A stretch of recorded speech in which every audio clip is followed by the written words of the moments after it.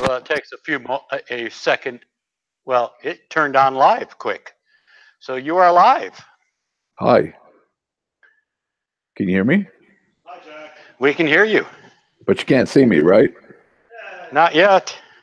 Not except for this still image that you have as your headshot. Okay. Well, I don't know. It says Hangouts can't use the selected camera. Oh, you had a camera there for a bit, didn't you? Well, that was on the other computer.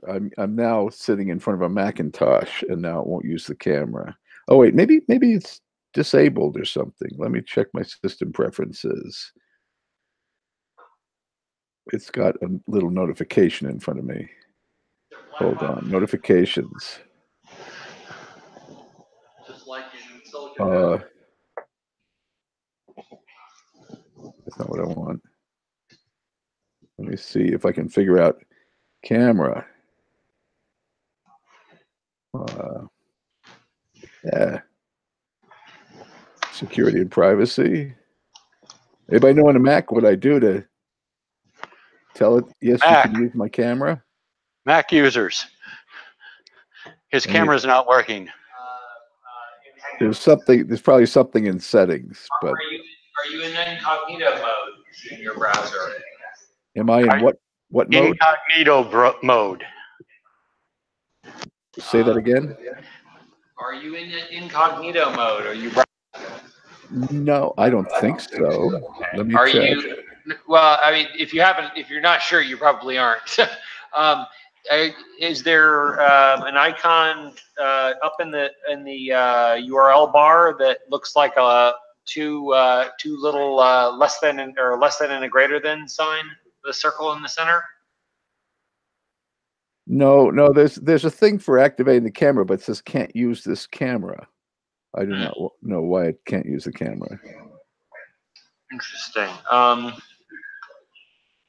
Well, do we need to see your face, Jack, for your talk? I don't know, not necessarily. I don't have much to show you. I mean, I was going to kind of gesture and wave. But we saw that already. You can present your screen. Okay, well, maybe I'll see if I can try to present your screen. Right, you can probably present your screen if you can do that. Yeah, I can, but everything's on the other computer.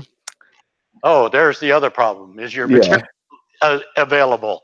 Well, let's see what I have. Let's see here if I have anything available.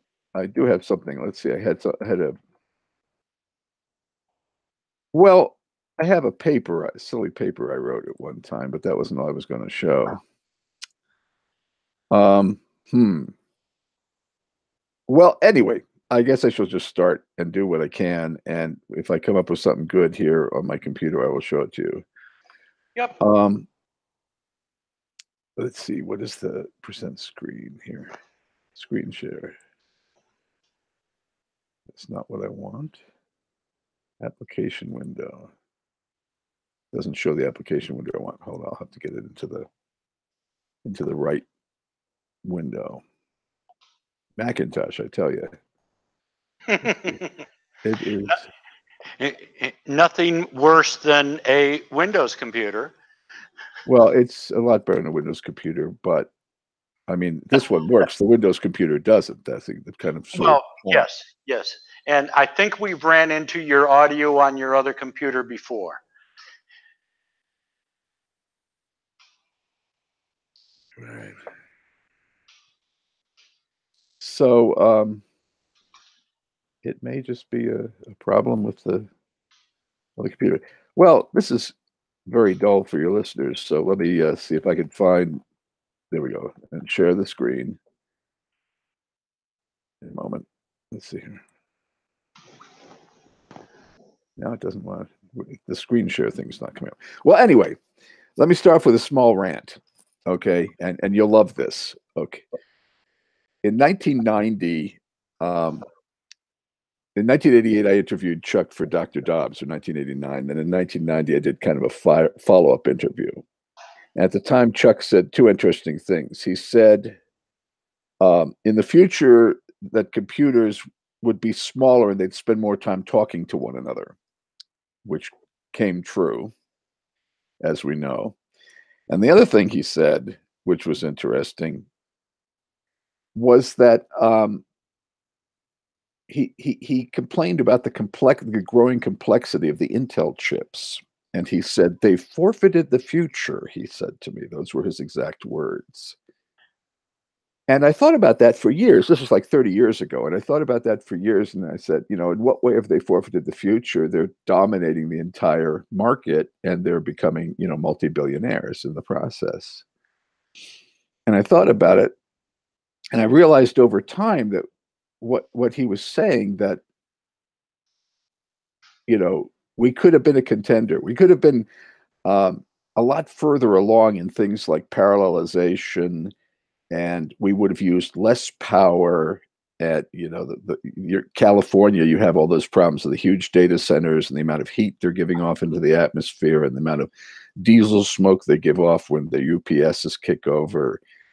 And we could have been using less power and saving the planet and using less memory, less rare earths to build these computers if we'd gone down the path of simplicity.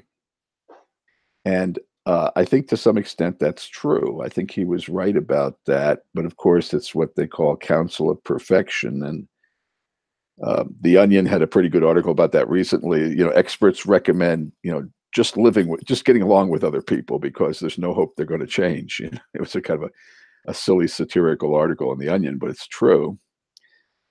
So counsels of perfection aren't really very helpful in the real world, but there's a lot to it. And that leads up to another thing that happened to me the other day, which is that I'm involved in standing up this tremendously complex distributed system that we are building for a customer. And it involves Azure, Microsoft Azure, which is their cloud offering. And we were having trouble with the SSL certificates, and I tried to grab them and stick them in a key store. And I did an OpenSSL command, and it didn't work. And I was in correspondence with the help desk at Microsoft Azure. And they sent me back, try this command, you know, and it was a version of the command I'd done, but it had another argument, another dash argument to it. And I tried it and it failed, and it said an invalid option. And I looked at the options, and they included all the options I'd used, including the new one. And I tried it on one computer, then I tried it on another computer, and on the other computer I had two different versions of OpenSSL, and I tried both. And it came back all the time with the same thing, invalid option. And I searched around in Google and I checked all kinds of help, and everything I was doing was correct. And then I looked at the email that I'd copied it from, the command that he had sent me back. I'd sent him a command and he sent me back a changed version, copied version. I copied that, pasted that into a terminal window, a Mac terminal window, and then a Linux terminal window. I looked closer at the email. The command he'd sent me back, the dash had been turned by Outlook. They're using Outlook, of course, at, you know, Microsoft's help desk. Look out! It had turned it into a M dash, the dash into an M dash. Yeah. Invalid character. Yes.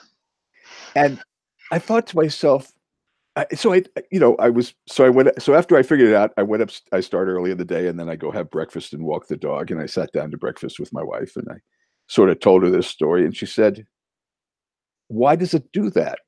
And I said, "Well, I guess it's more oriented towards, you know, serving business users, and the assumption that Word and Outlook are making are if you hyphenate a word, it's a dash. But if you start off with a dash, you're trying to emphasize it. So it turns it into an M dash, you know, so a dash option in a command looks like you're emphasizing something."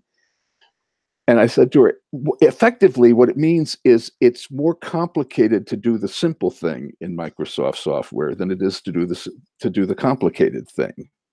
Yes. And I realized that characterized everything that is wrong with everything Microsoft does that has driven me crazy for the last 30 years. It's that it's always easier to do the wrong and more complicated thing than to do the simple thing I'm trying to do. It doesn't matter whether it's Word or Outlook or how to navigate their operating system and change settings and things like that. It's like, if there's an anti-Chuck in the world, it's Microsoft. Because God bless them. I mean, their stuff works well, but they're a pain in the butt because they are as devoted to complexity as Chuck was devoted to simplicity. Yes. Yes. That was my, what would you call it? My revelation for the week was, this transformation of an M dash just sort of summarized perfectly, just encapsulated completely what my beef is with Microsoft all the time. Complexity at any cost. So anyway, so I hope for next month to have a pre-recorded video presentation for you with some engineers from IBM Q. A friend of mine who is influential at IBM has promised that he will get me some IBM Q engineers, and we'll have a talk about what's happening in quantum computing. There's so much happening in quantum computing, it's impossible to summarize, and it's so beyond me at this point. And there are so many people who are so much deeper into it now that IBM has opened it up, and you can get online and use their quantum computer. You just go to IBM Q and sign up, and it's sort of like IBM has always been friendly to the open source community for the last 30 years, and they understand the advantage, which is that if you don't know how to do something and you just let a few tens of thousands of people do it, somebody's going to figure it out. So they're very much leveraging that. And in my particular field, which is I'm supporting IBM I, the old AS400, they have totally dedicated the machine at this point to open source. And they are, doing everything they can to encourage us to gather our own straw and bake our own bricks, as it were, at this point on that platform. That's working out very well. So they're, and they're applying the same strategy to some extent to computing. I mean, the programming of the IBM quantum computer is done with open source. It's done with a Python application called QASM, and then there's a front end that IBM has written that you can drag and drop that generates QASM code. But QASM is open source, and it's up there on the web. QISKit is open source. It's up there on the web. It's like we're drifting into this fabulous science fiction-y kind of computing, and it's all being driven by the open source community. And that's another community that Chuck was always one of the heroes of, for those who knew he was there, because Chuck always said software should be distributed in source. Because why?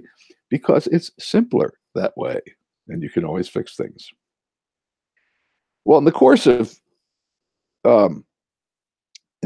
10 years of 20 years maybe of observing the march to quantum computing, and for many years before that, after in the 1970s reading Fritjof Capra's book The Tao of Physics, I've been fascinated by aspects of quantum mechanics, and I've puzzled over this many times, many hours of my life. And I've come to some conclusions which I'm not sure are entirely sound math, but I think that I'm on to something. And I have, what one might call my own crank theory about how this stuff works and how some of the circles can be squared between quantum computing and am I screen sharing now? You are. Okay. Real tiny print, but Yeah, it's a tiny print, but this is a paper I wrote for the Gravity Research Foundation, which they did not choose to award with any kind of prize, instead favoring people who actually had degrees and actually understood the field much better than I did for some strange reason. But I would like to share with you the essence of my crank theory, because I think that it makes intuitive sense, and I have done some math on this, and the math portion of the paper is on the other computer, and I don't want to waste any more time going over there and trying to transfer it over here. But the whole problem arises with Niels Bohr summarized it in 1949 in Discussions with Einstein on Epistemological Problems in Atomic Physics. And that is the way he viewed it. And I view it as an epistemological problem. Whereas nowadays in the field, the philosophy is called, by quantum physicists, it's called shut up and calculate, which means that yes, it doesn't make any sense, but we're making a lot of money doing this, and it works, and we can do nuclear medicine, and we can blow up bombs. So, that's good enough for now. And the epistemological problems can be left to the dusty closets of the history of the field until somebody comes up with something that we can all follow, and then we'll follow that. It's kind of how they view it. But there's no they don't bake any bagels by theorizing and chewing over the problems that Einstein and Bohr discussed. And to summarize this highlighted thing, Bohr is saying that maybe visualization doesn't help anymore. Maybe it is not. Maybe there is no way to visualize what is going on at the quantum level, because we have these weird paradoxes, and the paradoxes include that which is observed by anyone who plays with a laser slit interferometer, especially the very, very expensive kinds, which can emit approximately one photon at a time. And you find that, photons behave in interference patterns, even if there's only one photon. And the photon obviously goes through one slit, but it acts as if it went through both slits, and all these kind of weird phenomena like that. The phenomenon of spooky entanglement at first seems less mysterious if you take two photons and you ram them into an electron, and they are in so-called entangled state, and you ram them into an electron, they disappear for a certain quantum of time, and then they reemerge they burp out of the electron again, and they're still entangled. And if they go off in opposite directions or in different directions, one has a left spin and one has a right spin. They have complementary spin. The weirdness occurs as described in Bell's theorem, B-E-L-L, like the bell, and which you can look up on Wikipedia, when you try to observe them, and the angle that you observe them from does not differentiate their apparent spin with the statistical reliability that you would expect. It's as if the way it has been explained it's as if they know that you're observing them, and they kind of like act for you. So I won't go into the math of that right now. It's much better explained on a Wikipedia page if you look up Bell's theorem. But it's one of the paradoxes. And I think epistemologically, I've found the root of the paradox, whether the math I have come up with, which I'm not displaying here, which I've just managed to come up with some math to support this. And I'm still working on that. In the last month or so, I finally realized what I was trying to say mathematically. Now I'm trying to find the right way to say it. But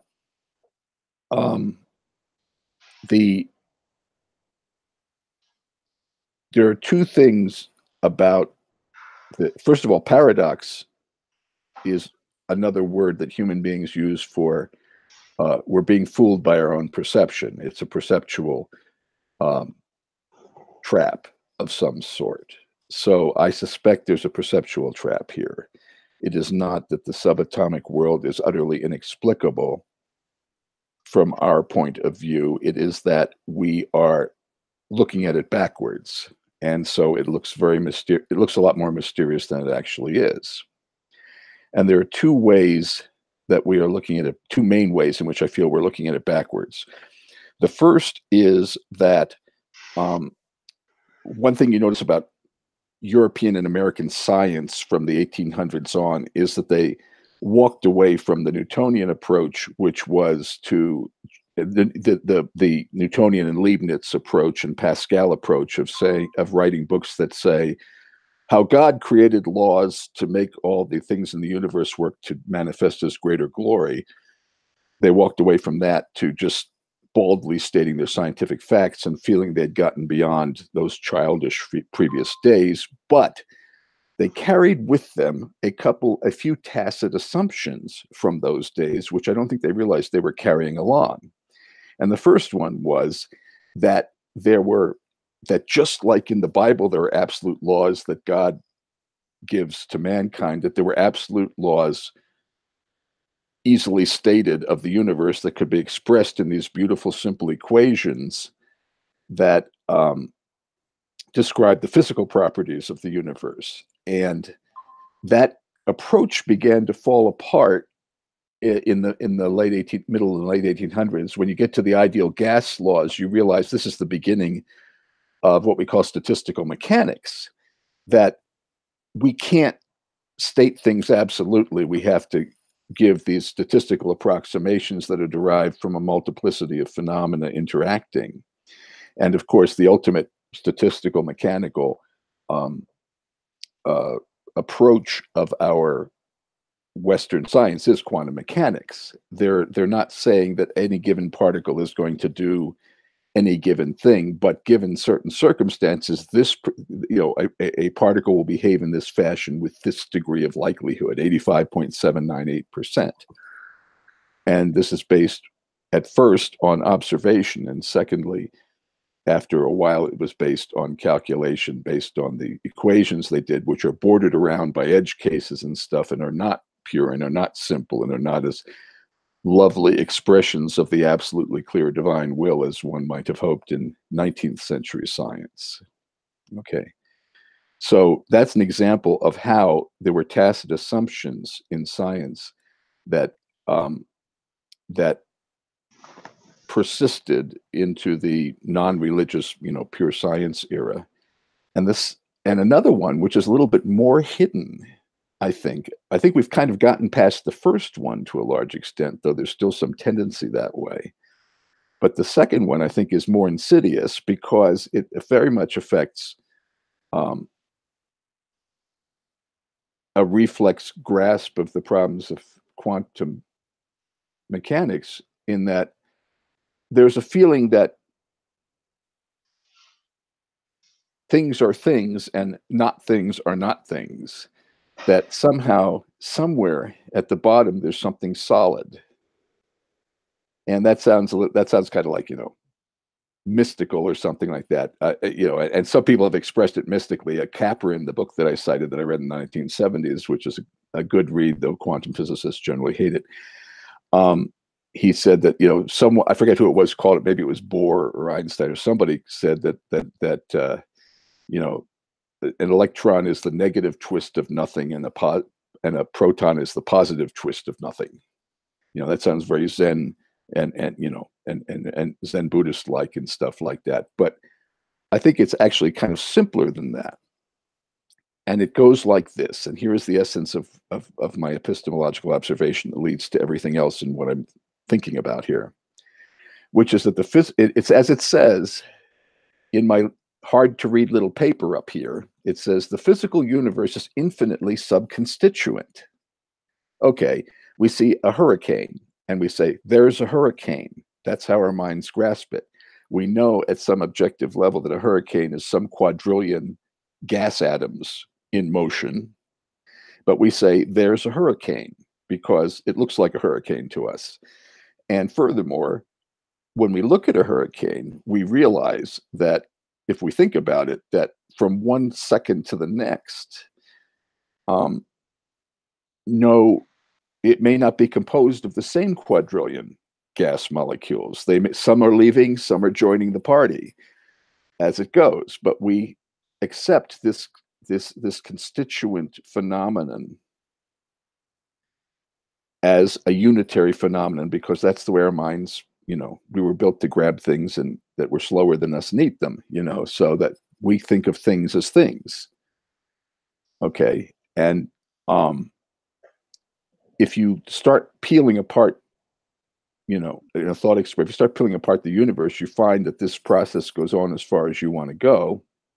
And you look in the other direction, up towards the galaxies, and you see the same nature of things. What's a galaxy? Well, it's a few billion stars and some mysterious stuff that may be black holes right at the core of them, and very dense, very small, and holding the whole thing together. And then we look at them and we say, well, we think of them as kind of this fried egg of stars around the core, the yolk of the egg. And then we see that actually, if we look at galaxies enough, we see that as they spin, they tend to open up into arms and the arms close again. It's hard to observe this because you have to look at different galaxies and compare them and infer that they're in different states of this because it happens. We don't live long enough to see it happen, and humanity won't be around long enough to see the arms of some of these so-called spiral galaxies close back. But we see the same thing happening in the rings of Saturn. The rings of Saturn open up and close as the thing turns, and we might infer that perhaps something like this is happening in the galaxies.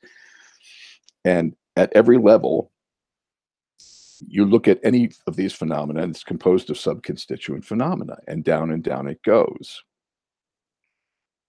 So then I started to wonder, are we, first of all, is there anything there, or is a proton, an electron, every phenomenon we see in the subatomic world, are these just disturbances of the ambient media at the next subconstituent level below them? Are what we seeing as atoms, are these just hurricanes in this ambiguous stuff, which is absolutely below the level of our measurement? Is that where all the dark matter in the universe is? It's that it's all there, and what we're seeing, the reason what we're seeing doesn't have the mass we expect it to have is that we're just seeing a little of the mass around the disturbance, and we're not seeing the whole mass that is being disturbed. And that's what these protons and electrons are, and that is they are disturbances in the ambient subconstituent universe below the level of our perception.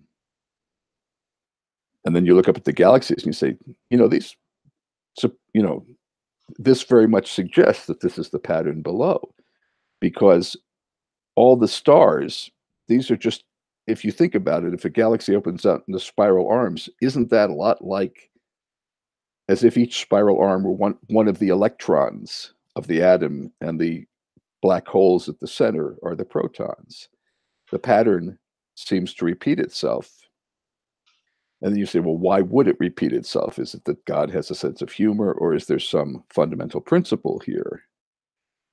And I think the fundamental principle is that our physical laws that we apply to the universe are crude approximations at our scale, and might seem the same at any scale to anyone living at that scale. But we know that things like the gas laws and terminal velocity when something's falling towards the earth and things like that, these are just rough approximations made up of many, many factors.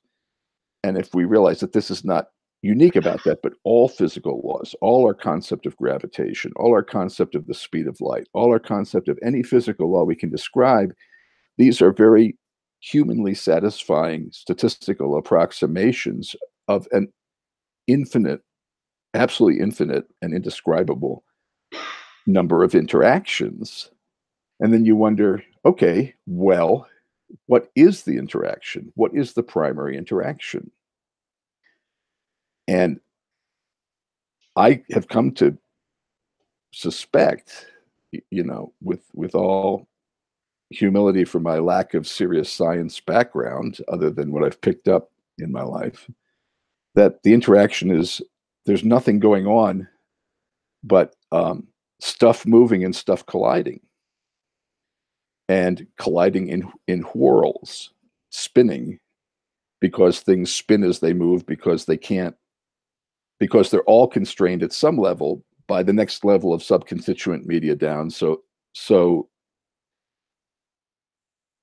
any motion, Zeno's paradox, any motion in the universe implies shoving something else out of the way, because at every level, it's a disturbance in the media. It's the disturbance in the next level down of subconstituent medium, whether it's a galaxy or an atom or us, which sort of resolves one of the interesting experiments. If you take that assumption, if I've made that clear, perhaps I just sound like I'm babbling, but if I'm making that clear, that at every level, stuff is that as far down as you go, really the only force is motion and collision. It's sort of, you can infer it back up to explain all the physical laws we've observed. It explains the strong force, the weak force, gravity, magnetism, motion and collision. But if everything's subconstituent, how far down do you go? And what do you find there? And there doesn't seem to be any bottom of it. So it just seems like things spiraling in closer and closer to each other towards the bottom. And that's the perceptual trap that leads to the paradoxes. It's that the farther something, and this is the thing I'm working on the math of, that the farther something goes out of scale for us, the more our perception of it changes at a mathematical level. As it's like we approach seeing everything as one infinitesimal thing as we go down, and we approach seeing everything as one huge all-encompassing thing the further we go up in scale. An analogy I like to use is, imagine a bug that hits your windshield. I was driving over a pass in Colorado, and there was this at night, and there was this steady hiss, and I thought it was rain, and it was thousands of mosquitoes, microscopic mosquitoes, dying on my windshield as I drove in the dark. It was just amazing how many mosquitoes there were up at the top of this pass. And imagine a mosquito approaching a windshield. We think of the windshield as being a flat line and the mosquito as being a dot approaching it. And that's just the way we notate things in our brains. That's not really what's happening to the mosquito. As it approaches, the windshield becomes an all-encompassing thing. It's all around him, as it were, as he hits the windshield. It's there are irregularities in it. It sort of envelops him. If you look out at the night sky and you look at the Milky Way, it seems to surround us, yet at the same time we know objectively that we're looking inwards towards the center of the galaxy, but it seems to surround us.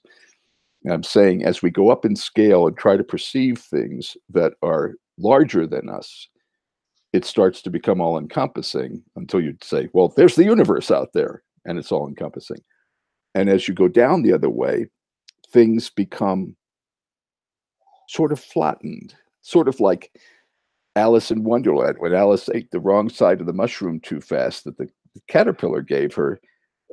Lewis Carroll tells us she shrank so rapidly that her chin hit her foot.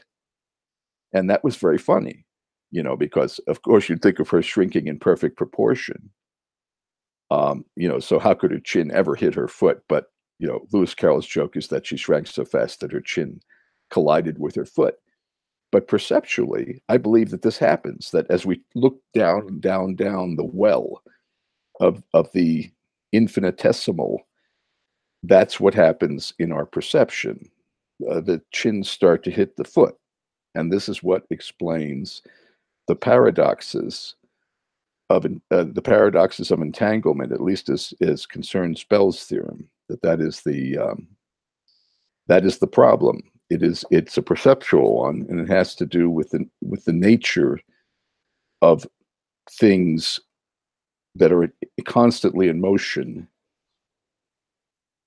outwards into the immense and downwards into the infinitesimal. Everything is spinning around us or away from us in some sense in this dance, in this ever downward spiral of motion and collision. And it explains all physical forces, and it explains our perceptual difficulty in grasping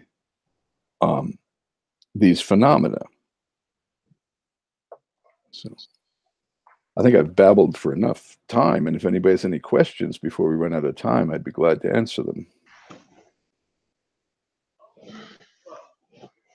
a sense, aren't you just describing, the whole idea of perception in a fractal, where the deeper you look into something, it's kind of endless, but repeating at the same time?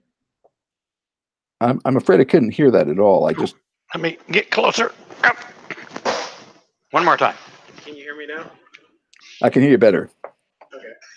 Well, you're kind of describing the whole idea behind, when people talk about the quantum state as being more like a fractal, and that the farther you look into it, the more it repeats on an endless, scale.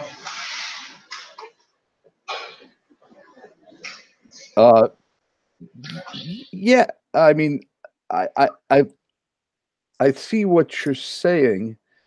I'm not sure I'm saying quite the same thing. I mean, yeah, but if no matter if you look at a fractal going down into it or above it, one looks bigger. If you're looking at the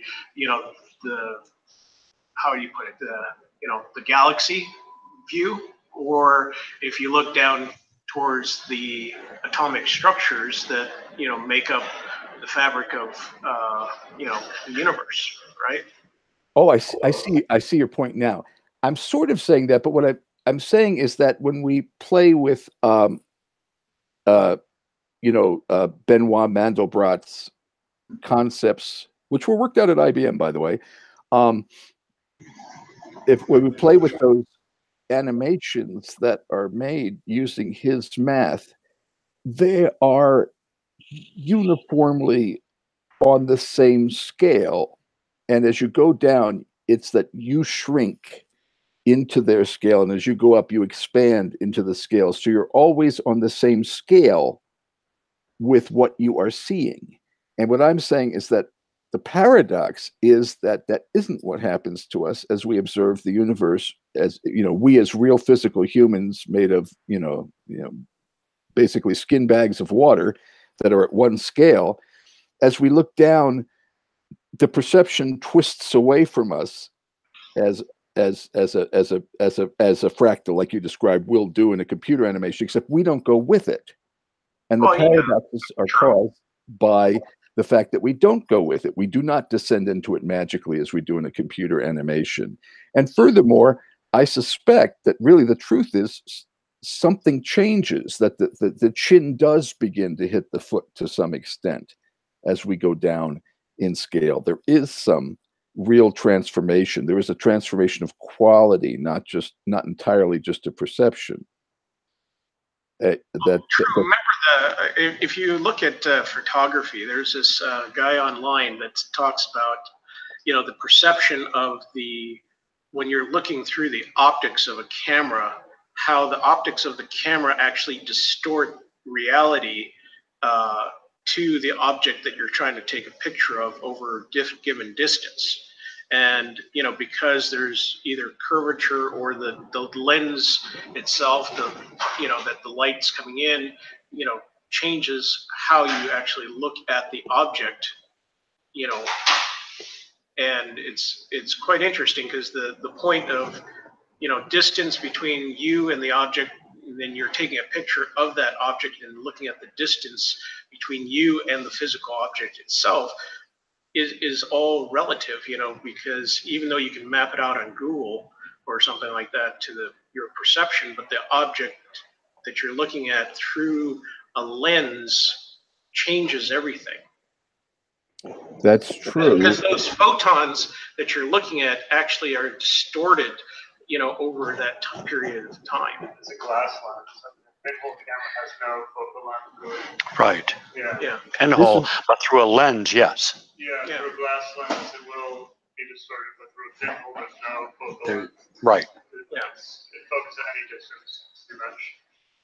And this is one of the core epistemological problems of human perception that was noted by philosophers thousands of years ago.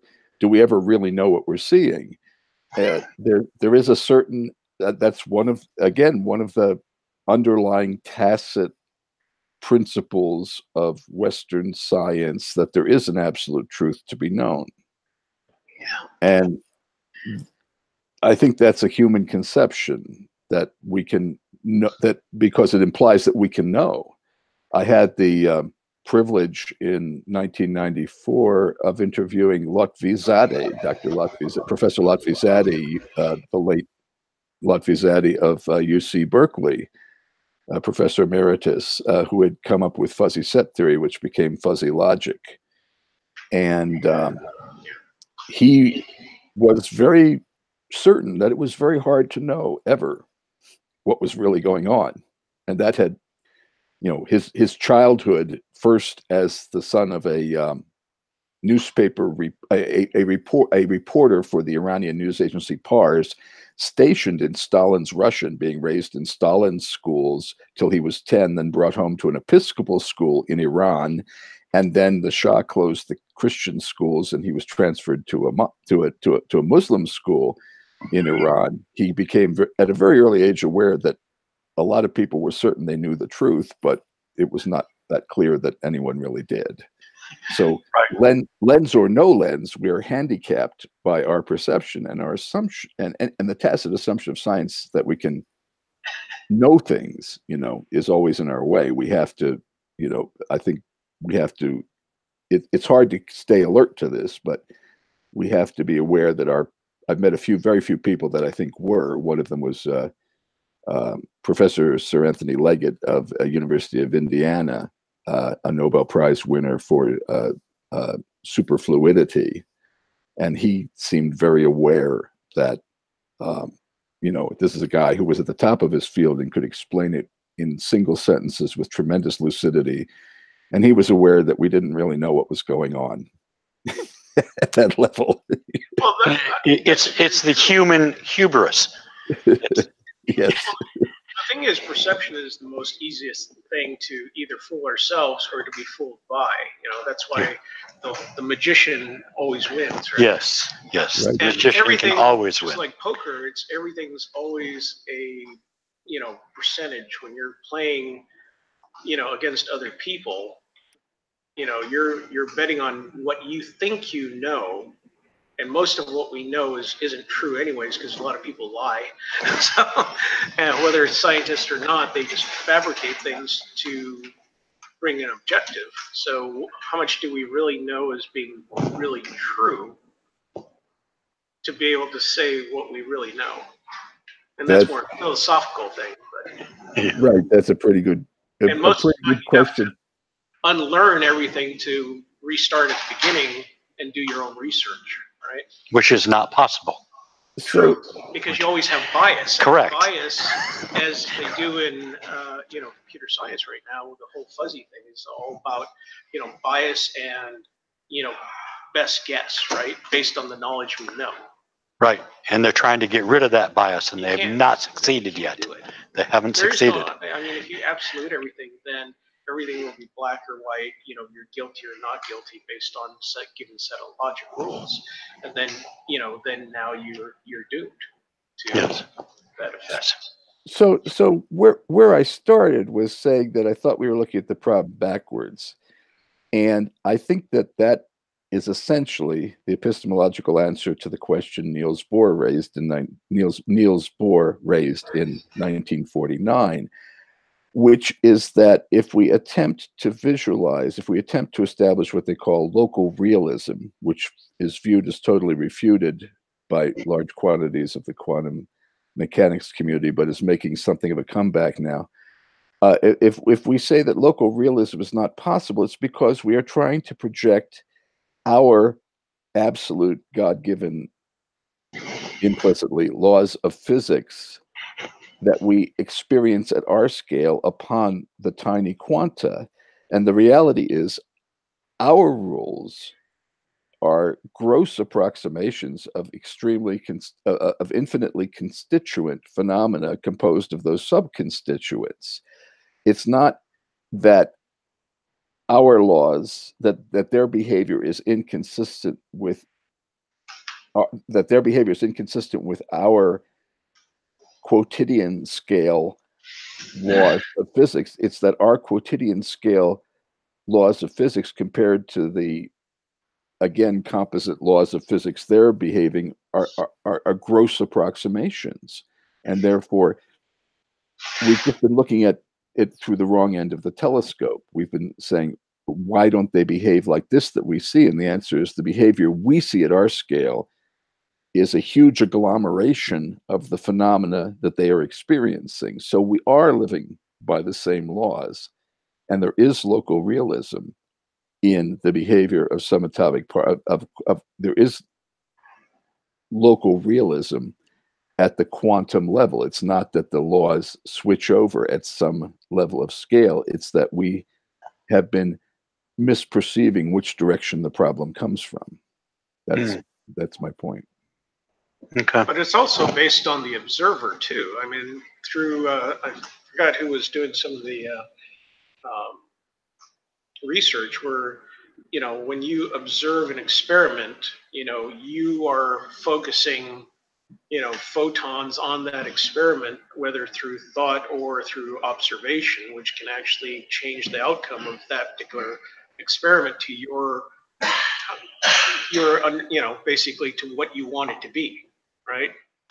So if that's the case, then this would be very similar to what you're saying, is that they're trying to create a reality that they want to perceive and then have everybody else buy into it and saying, well, this is what it should be.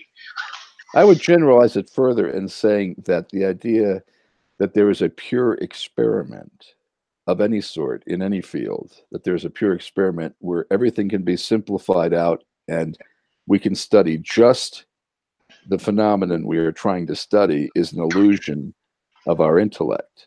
That there is never an experiment that excludes all external factors, that it's not possible, that it is simply, it does not exist in this universe. There is no such thing. So everything we see, if we approach science attempting to make the perfect experiment, we will always be deluding ourselves to some extent.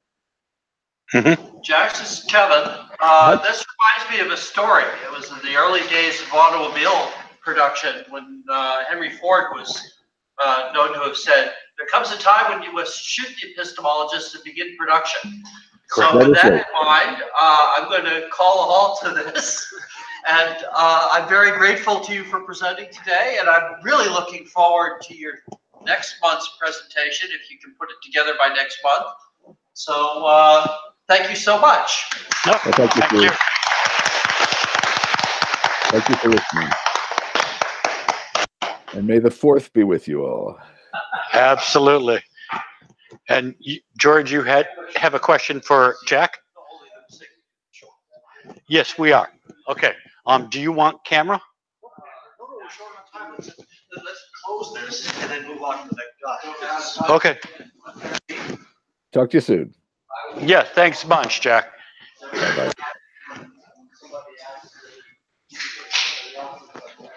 Okay. Yes, I have to undo.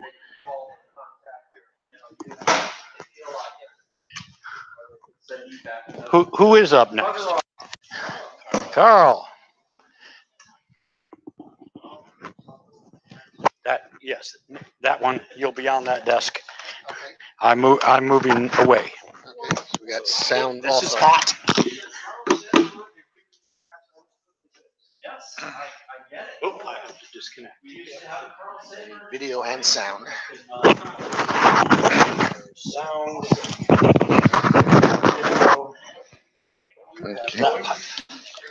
Okay. Okay. Don't say how the weather was then. I can go away. Carl Sandburg morning. It must be a real interesting picture while I'm moving this whole thing.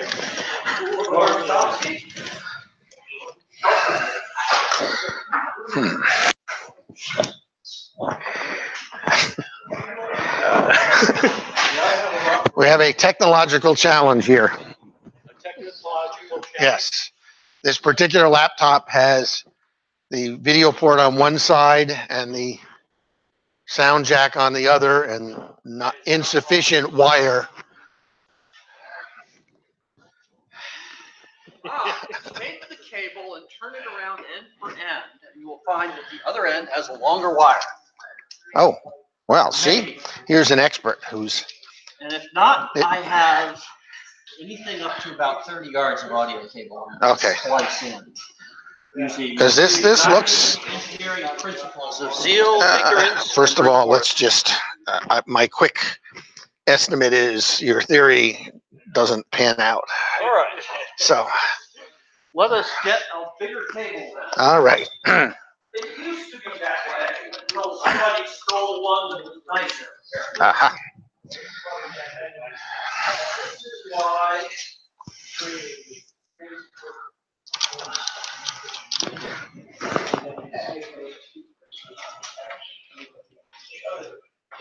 All right, aisle edge.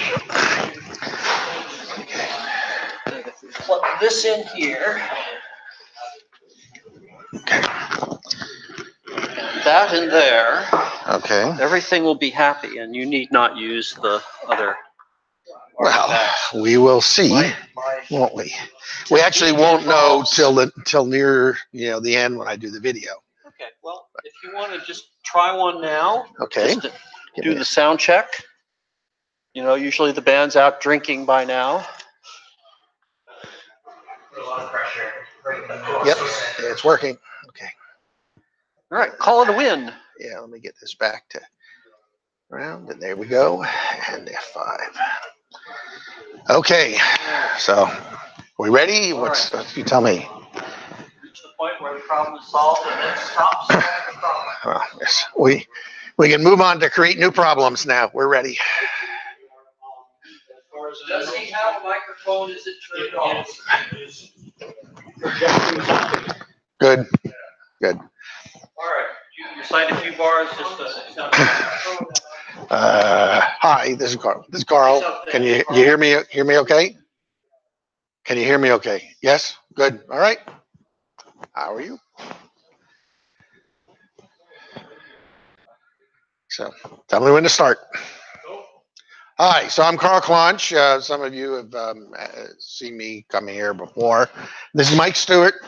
So Mike was the person who contacted actually my friend Ken, and Ken in turn contacted me about a wonderful opportunity. And so we had a chance and are still in the middle of restoring an Apollo guidance computer. So this was a computer that had been at the Manned Spacecraft Center in Houston, used in their thermal and vacuum chamber to prove out the lunar module to make sure it was safe for humans to ride in space. And the particular machine that it was in was called the Lunar Test Article 8, or Lunar Module Test Article 8. And for some reason, NASA scrapped it. So in the 1970s, they had an auction of tons of electronics and equipment, and it was given to a scrap metal dealer who won the auction. And luckily, a person we know, Jimmy Locke, happened to be in that scrap center looking for some parts to play around with projects, and recognized the computer because as sort of a fortunate coincidence, he had a job as a temp working for NASA, managing the controls for that thermal chamber, and recognized the computer and the other hardware. So he bought it for a quite reasonable amount of money and has had it ever since. And he contacted through, I guess it was Francois, to to Mike and this long chain to us to see if we could get it back in operation. Given that the Apollo 11 landing 50th anniversary is coming up in July, it'd be an interesting time to have an AGC operating. So we sort of collected our tools and test equipment and took off for Houston to do some work. So a little bit about the AGC is it's something that MIT got a sole source contract from NASA at the beginning of the Apollo program, you know, back when nobody had any idea if we could successfully navigate at all, to develop the computer. And they did the design and chose Raytheon to do the manufacturing. It was a machine that was at the heart of both the Apollo command module and the lunar module. So in the early days of the program, it wasn't quite so central, but by the time they got to what they called Block 2 designs, which were all the designs that humans wrote in, the thing had become the heart of the Apollo spacecraft. It was the autopilot, the center of the control system, did the navigation, did the guidance. It could take over for the Saturn V if something went wrong with its navigation equipment as they were in the boost phase. You know, really at the heart of the whole system. And you'll sometimes, if you look at the thing, see it called PINGS because its formal name was the Primary Guidance, Navigation, and Control System, because you know, it's a government operation. They like big long names.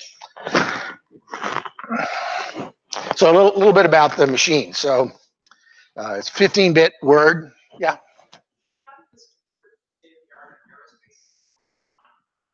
So this is really a direct successor to the state-of-the-art at the time, because MIT had just finished a contract for the Navy for the Polaris guided missiles, and they had developed a lot of technology for that this followed on from. But it's way beyond anything we saw in commercial computers at the time. So, you know, I'll rattle off a couple of things. It'll be obvious that this is not something you would have expected to see in 1962. In fact, some of the techniques that MIT employed, they really got into a little trouble for, because they were actually classified naval technology that they forgot was classified, and they rolled it into the Apollo program. So the machine is basically a 15-bit word length and basically uses one complement.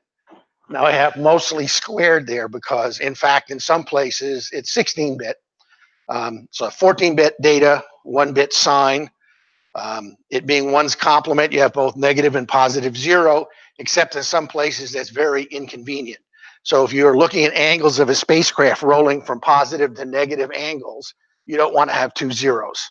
So they use 2's complement in some places, and then have instructions to convert between 1's complement and 2's complement. Also, when I say 15-bit word, when you're doing arithmetic, they actually doubled the sign. They made a copy of the sign bit. So if you did addition or subtraction and they were different after the arithmetic operation, you knew you had an underflow or overflow. So it's mostly, like I say, 15-bit. And they chose that because they thought that 14 bits of precision for a fixed point fractional number was adequate for their needs, including a double precision 2-word, which would be 28 bits. So they designed this machine exactly to the accuracy they needed to do the navigation task. It's a 1 megahertz clock, and it is built using core memory technology. So the erasable, what they call erasable memory, which is a traditional RAM core memory, is 2K, 16-bit words, meaning 15 bits of data and a simple parity bit. But they also had a ROM, which is a core rope. So what we did there, if you're not familiar with it, is you just run the sense wire through the core or outside of it to decide whether it's going to give you a 1 or a 0 result. And through some magic, one set of 512 cores can give you 6K 16-bit words worth of data. Very fascinating technology, very dense and very low energy. So the 36K words were there for the programs themselves. You can jump in anytime, Mike, Mike's sort of, you know, Mr. AGC, so if I get something wrong, he'll get me back on the path. So another fascinating thing about a 15-bit word is that you look at a 3-bit opcode, and yet they had somewhere over 170 instructions implemented with a 3-bit opcode. And the 12-bit memory address, and yet the machine has 38K words of addressable memory. So a lot of interesting tricks to do this. So just as a simple example, if you're storing, but the address is in the ROM, that doesn't make any sense. So if you see a store into a ROM address, it's really a different instruction. They have some memory locations. If you store into the memory location, it shifts by a fixed pattern. So what gets into memory is shifted. So you don't need a shift instruction of that particular style, because the very fact that you're storing into that particular address defines it as a shift. Any other interesting examples? Another really interesting one is if you transfer control to the bank registers, that is, I think that's a inhibit or release interrupts, because there's no reason to execute instructions from the bank registers. Okay. Stuff like that. Got it. Got it. Right. So, of course, you know, he mentioned bank registers. So memory map registers. So the accumulator, other things are just addresses in memory as well as implemented with latches.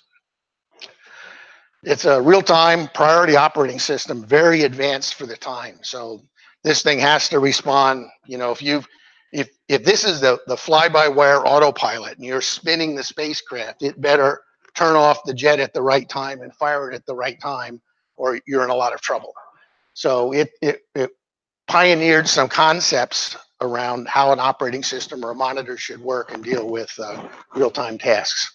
They also implemented checkpoint restart there. So it's a very fault resilient system, so that it's constantly checkpointing the state of what it's doing. So if something goes wrong and it does a restart, it can resume at the right point and keep going.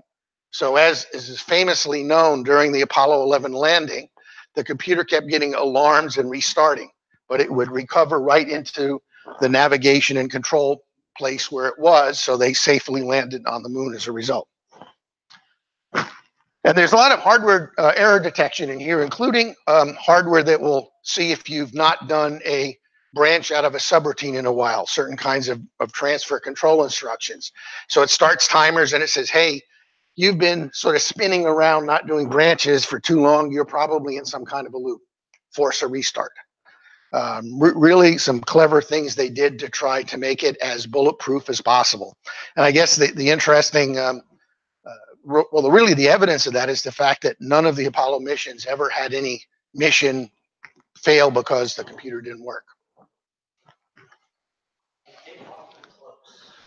Well, yeah, they've come close, but the thing was so resilient that in fact, the worst problems they had were the human operation ones. So when Apollo 8 was on the way back from the moon, Jim Lovell was sighting stars, because the gyroscopes will drift. So you'll sight stars to reset the accuracy of the navigation periodically. And he was sighting stars, and he accidentally punched in a code that said, reset the computer to the pre-launch configuration, erase all the state you have in the memory. So it forgot where its state vector was in space and was initialized. So they had to do a lot of uplink of data to reset it from the ground using radar mapping to get them safe. So right after that mission, they put some code in the software that said, you can't do that. What has to realize that wasn't uplinked to the computer, it was instructions. No, actually, well, yeah, but the uplink is push this button. So what they uplink was push the noun button, enter a 3, enter a 7, push enter. So that's actually how it communicated. It didn't directly go into memory. It typed the commands a human could have. No, the astronaut didn't poke it. The uplink pokes it. The astronaut doesn't poke it, but the uplink, all it's doing is poking keys. Yeah, they use basically the same interrupt service routine for an uplink as they do for a key press. Right. So pinball, which was the routine that looked for human interaction. Yeah, exactly. So here's a kind of picture. What's your picture? Thank you, Mike. Of the AGC we worked on. So you can see it's sort of about this big by that, 70 pounds. You know, the power it consumes varies depending on where you're taking the measurement and what you include, but let's say it's under 100 watts, right? Yeah, I think the computer by itself is about 55 watts. Right, if you don't include the CDU and Yeah. all. So very efficient for computing power that was roughly equivalent to a commercial mainframe at the time, which would have taken a substantial part of this room. And here's something that's handling hundreds of I/O channels to the spacecraft in real time, doing what for a similar size and performance would be something like an IBM 1800, which was a real-time machine that would have been at least as long as these tables and full height, and did it in this small footprint and small power area. So physically, it's interesting. It was the Apollo guidance computer was the first non-research computer to use integrated circuits. So in the sort of design phase, they realized that Fairchild had just announced this thing called MicroLogic, which were the first commercial ICs, and it would be a great advance to use that instead of discrete transistors, which is what Poseidon, Minuteman, and all of the earlier technologies had used for guidance computers. So they implemented it using a 3-input NOR gate. The designer said, we will use nothing but a 3-input NOR gate. All logic, 3-input NOR gates. Sounds bizarre, but there's actually a sound reason. And the reason was that you get enough volume from that one chip to make it worthwhile for Fairchild and others to keep making it. And in fact, during the program, Fairchild stopped making the chip, but luckily people like Philco continued making them as second sources. So they had a supply. And at one point during the program in kind of the early to mid 60s, they accounted for 60% of all the integrated circuits produced in the world were going into the Apollo program. It's surface mount. So you don't realize they were using surface mount technology that early, but it was a 7-layer, multi-layer board with these flat pack surface mount chips on it, spot welded in place.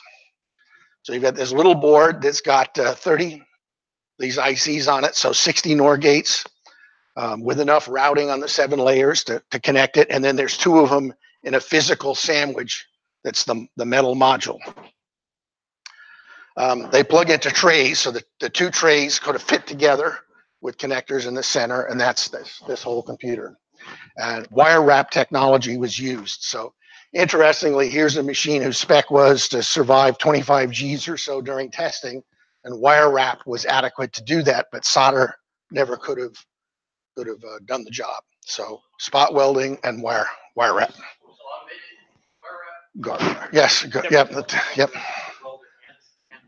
Right. And welding in all the modules, and then wire wrap on the back plane, a bunch of gold pins. This, with enough vibration, because it's got lead and other soft things in it, it's going to deform and then snap. So their experience with ballistic missile programs was that solder was not reliable enough. And a ballistic missile, it's minutes, all it has to last. And so because of their experience with Poseidon, they knew it had to be weld.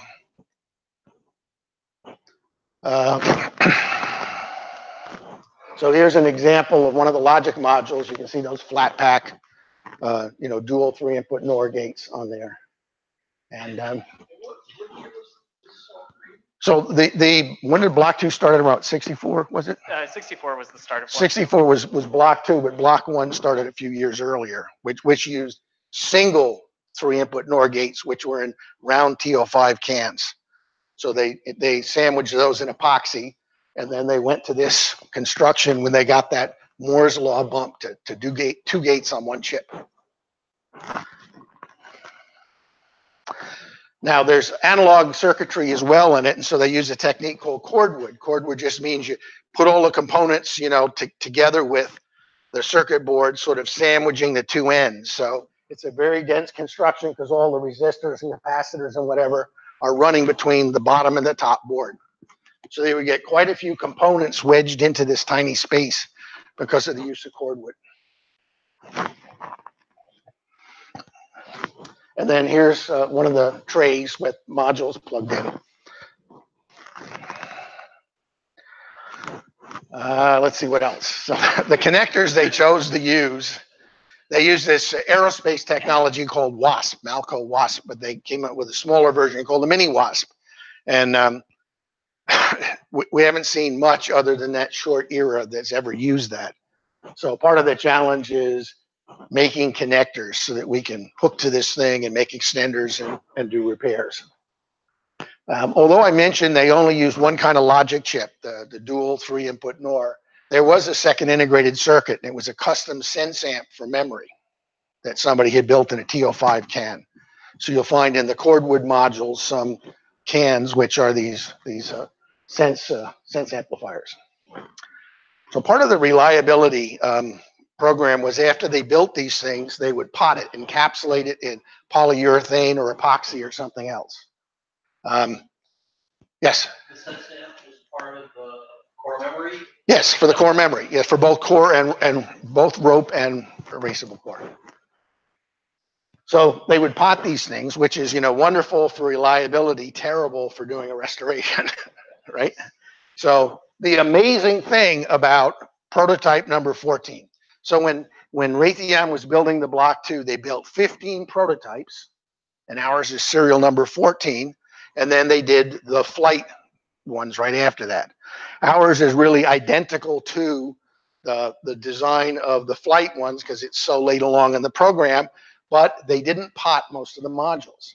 So we could get in and see the parts. Very, very fortunate, except for a couple. And one of them... This was divine intervention because they didn't get in the landfill. And you got the one that wasn't potted, right. That it was in shape to actually be restored. Exactly. There's a lot of great... Right. It is, yes. Well, except one module, we know we have a wire break inside. And that's the erasable memory module. So they took... Remember, this is 2K 16-bit words of memory, core stack, but it's in something the size of a stick of butter. So they took the core planes and they folded them and folded them so it squeezed into this little rectangular solid shape. And then they potted this thing really nicely. And the way they designed it, there was a flaw they found where over time with vibration, the wires would snap inside. And ours has a snap wire. So unfortunately, it's a potted one. So part of our challenge in dealing with this is we're going to have to figure out how to get in there and repair it. So I'll talk about that at the end of the talk. The spacecraft itself used 28-volt DC, not only for its main power bus, but also for signaling levels. So we're dealing with signals that are 28-volt or 0 to signal on or off. But within the computer, they use 14 volts for the memory and 4 volt for the logic. So since these logic chips were RTL, resistor transistor logic, they switch 4 volts. In point of fact, we found it's about, what, 0.8 volts? It depends on the loading on the circuit. It could be, a logic 1 could be anywhere from 0.8 to 4. Right. But I mean, as low as 0.8 is a logic 1. So it's an interesting challenge. So this thing in 1969 was in Lunar Test Article 8, which was in the Manned Spacecraft Center. And here's a picture that NASA published from the time. There's the computer right there, our computer.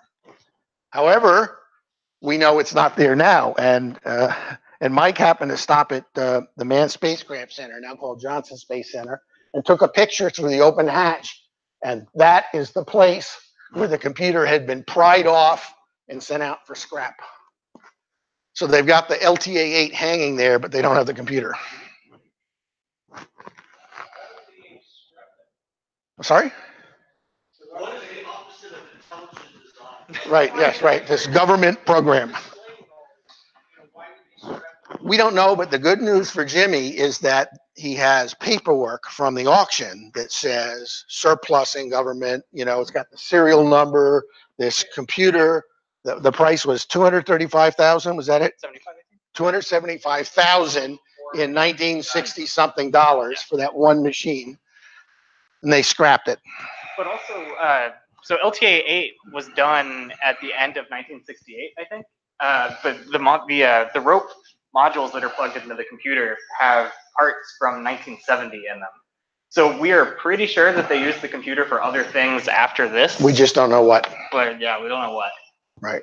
So, and NASA had used these computers afterwards for things like fly-by-wire experiments on an F-8 aircraft. They were trying to figure out how to do digital autopilot on aircraft. And so these, not our particular one, we don't think, but they used AGCs in a few places afterwards.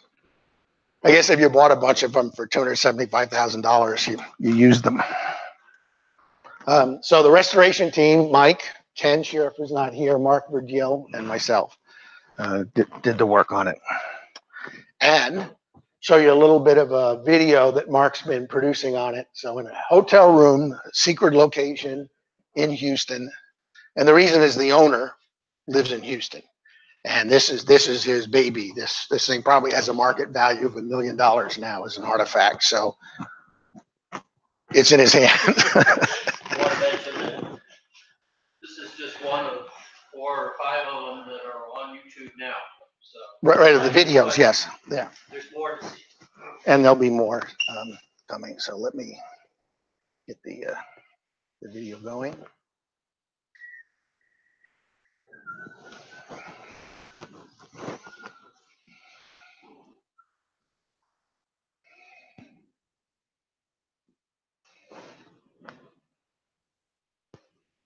Next victim is the alarm module D8. So I'm supplying 14 volts to it. It's working, and here's the 5 volt. Now it's 5 volt. Just saying. 1, 2, 4. A lot of pressure. Bring the pressure down. So the whole thing. There you go. See, all the memory stuff is out.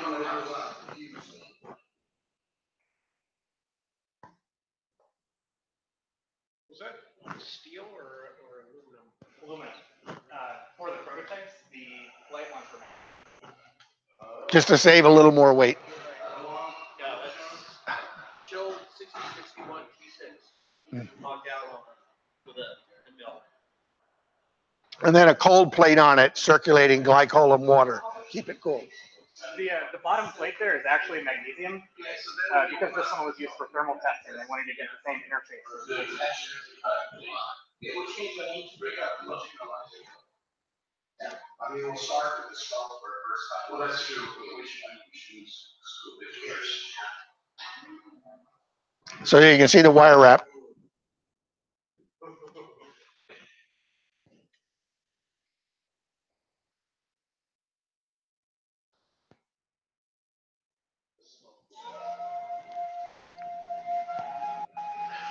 Oh, with the background. What do you say?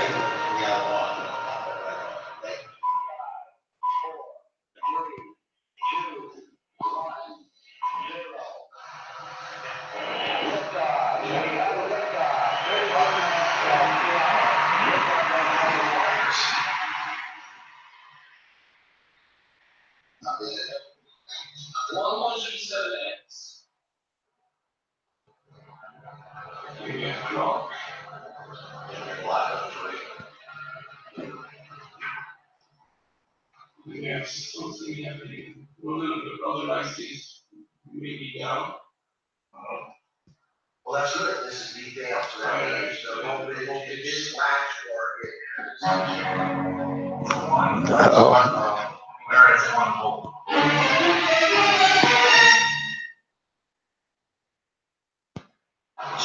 Yes, that's one. That's the way details. Well, this is reading is 5.2 and 15.2, which actually is a detailed condition. Which is strange because even normally. But we didn't test it with the clock for it. That's true. They were figuring it. So it could be that without these additional modules, then they're not loaded enough. Maybe. But they were even idle. Right. Free running. So they're getting a faster clock. It should all work out with the regular system. Yeah. So the switching power supplies, for weight, they're switching power supplies. And they start out free running, but then they get an 800 hertz signal from the AGC, and they step up to that frequency of regulation. And so Mike's concern was we'd only tested them free running because we didn't have a running computer clock yet. And, was something going wrong when they were at full power? at full frequency.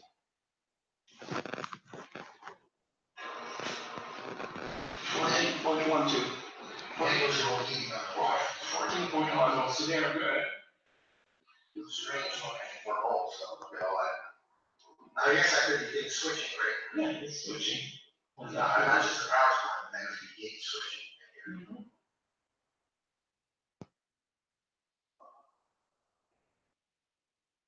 Always good when the instrumentation is bad, not the computer. That was the case. It's not for bad, most it's of the showing problems we had reality. that week. Yes, yes. Operator trouble. Oh, we're back to that human perception thing. Yes, it is perception. So here it is. Start one again. So you see that we have our first sign of life in the computer. We hooked up a second scope. And Mike or Carl telling me they are seeing good stuff. What is it we're seeing? So on the bottom line here, we're seeing a parity error, which is exactly what we expect to be seeing. We're running computer without any input. The line above it is the combined alarm gate, so this more or less confirms that our alarms are coming from here. The blue line here is the go jam. So Was the restart signal? yeah, it's the restart signal. So every time we get a parity error, we're taking the restart as expected. So it means it's trying to execute something, do memory fetch, right? Gets into an error and correctly restarts, right? It doesn't fail error. Well, that's good news. That's good news. The beast is sort of working. So we believe what we're going to see when we move the probes is it doing the startup instructions, which tries to do a branch to 4000, which is the street restart.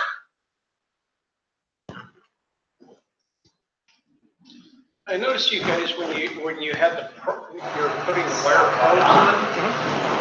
You see, all the. Yeah. So So did you have to reverse engineer the board so you know where the probes to get the right signal? so we have at this point pretty much all of the original schematics for the computer. Every rev version also. Yeah. And so That's 4 years of like obsessive love of the AGC. He's collected everything, and he even wrote this program that you saw, the software that has every signal trace, and you can type in the name of his signal, and it shows you where the wire wrap runs and the pins it's on. Very handy. It's open source if you guys want to use it. No, it's not my AGC.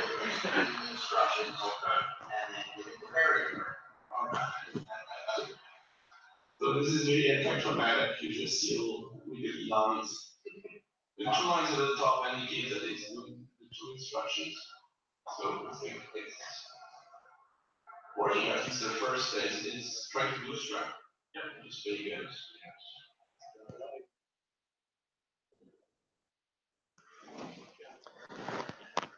So let me stop the video here, and we'll sort of go on and answer questions, because basically from this point, we hooked up the logic analyzer, could see the exact address of the program counter, the Z register, and see what the opcode was, and everything was correct. But with no memory, it was going to quickly get a parity error. But he knows where the jumper you put on to disable parity errors. So we put on the jumper, and then it would go much further trying to do things. Sort of some interesting things in the videos that are already posted telling you about that, but at some point we need memory.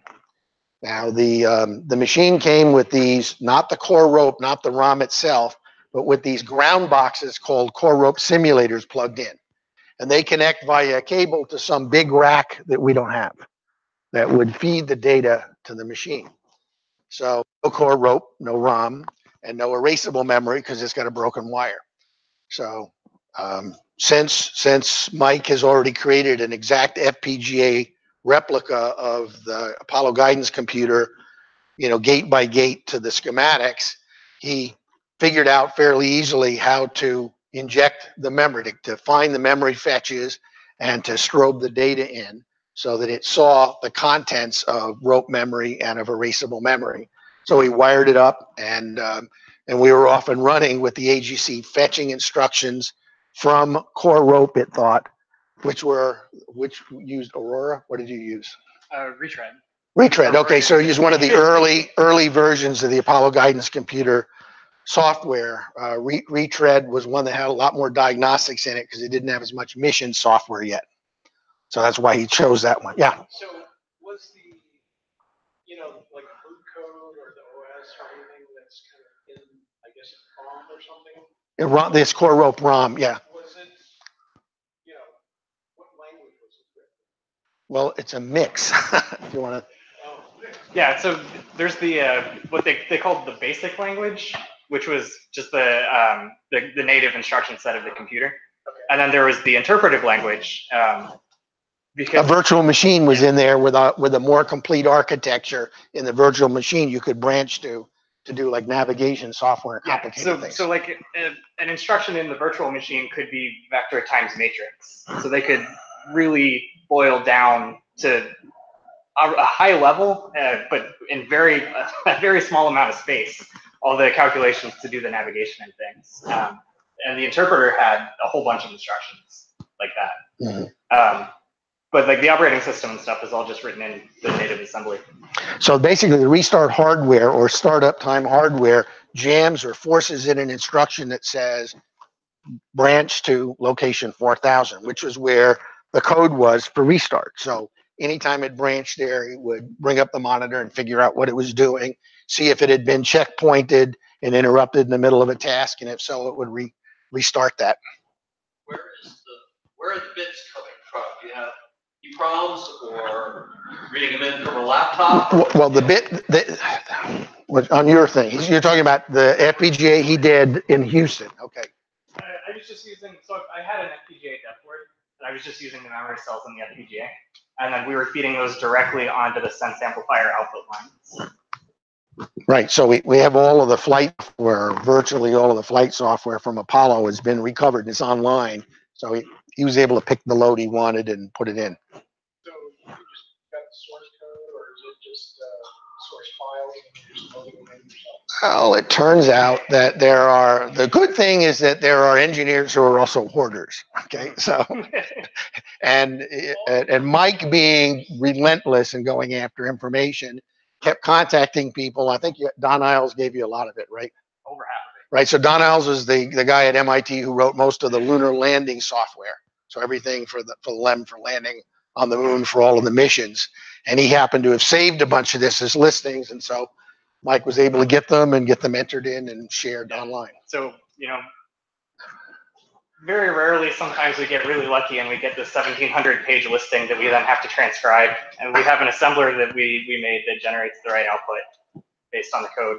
Right. The listings have an octal listing at the end as well that is the assembled version. So we can cross-check our transcription of the assembly with the octal to make sure it matches at the end.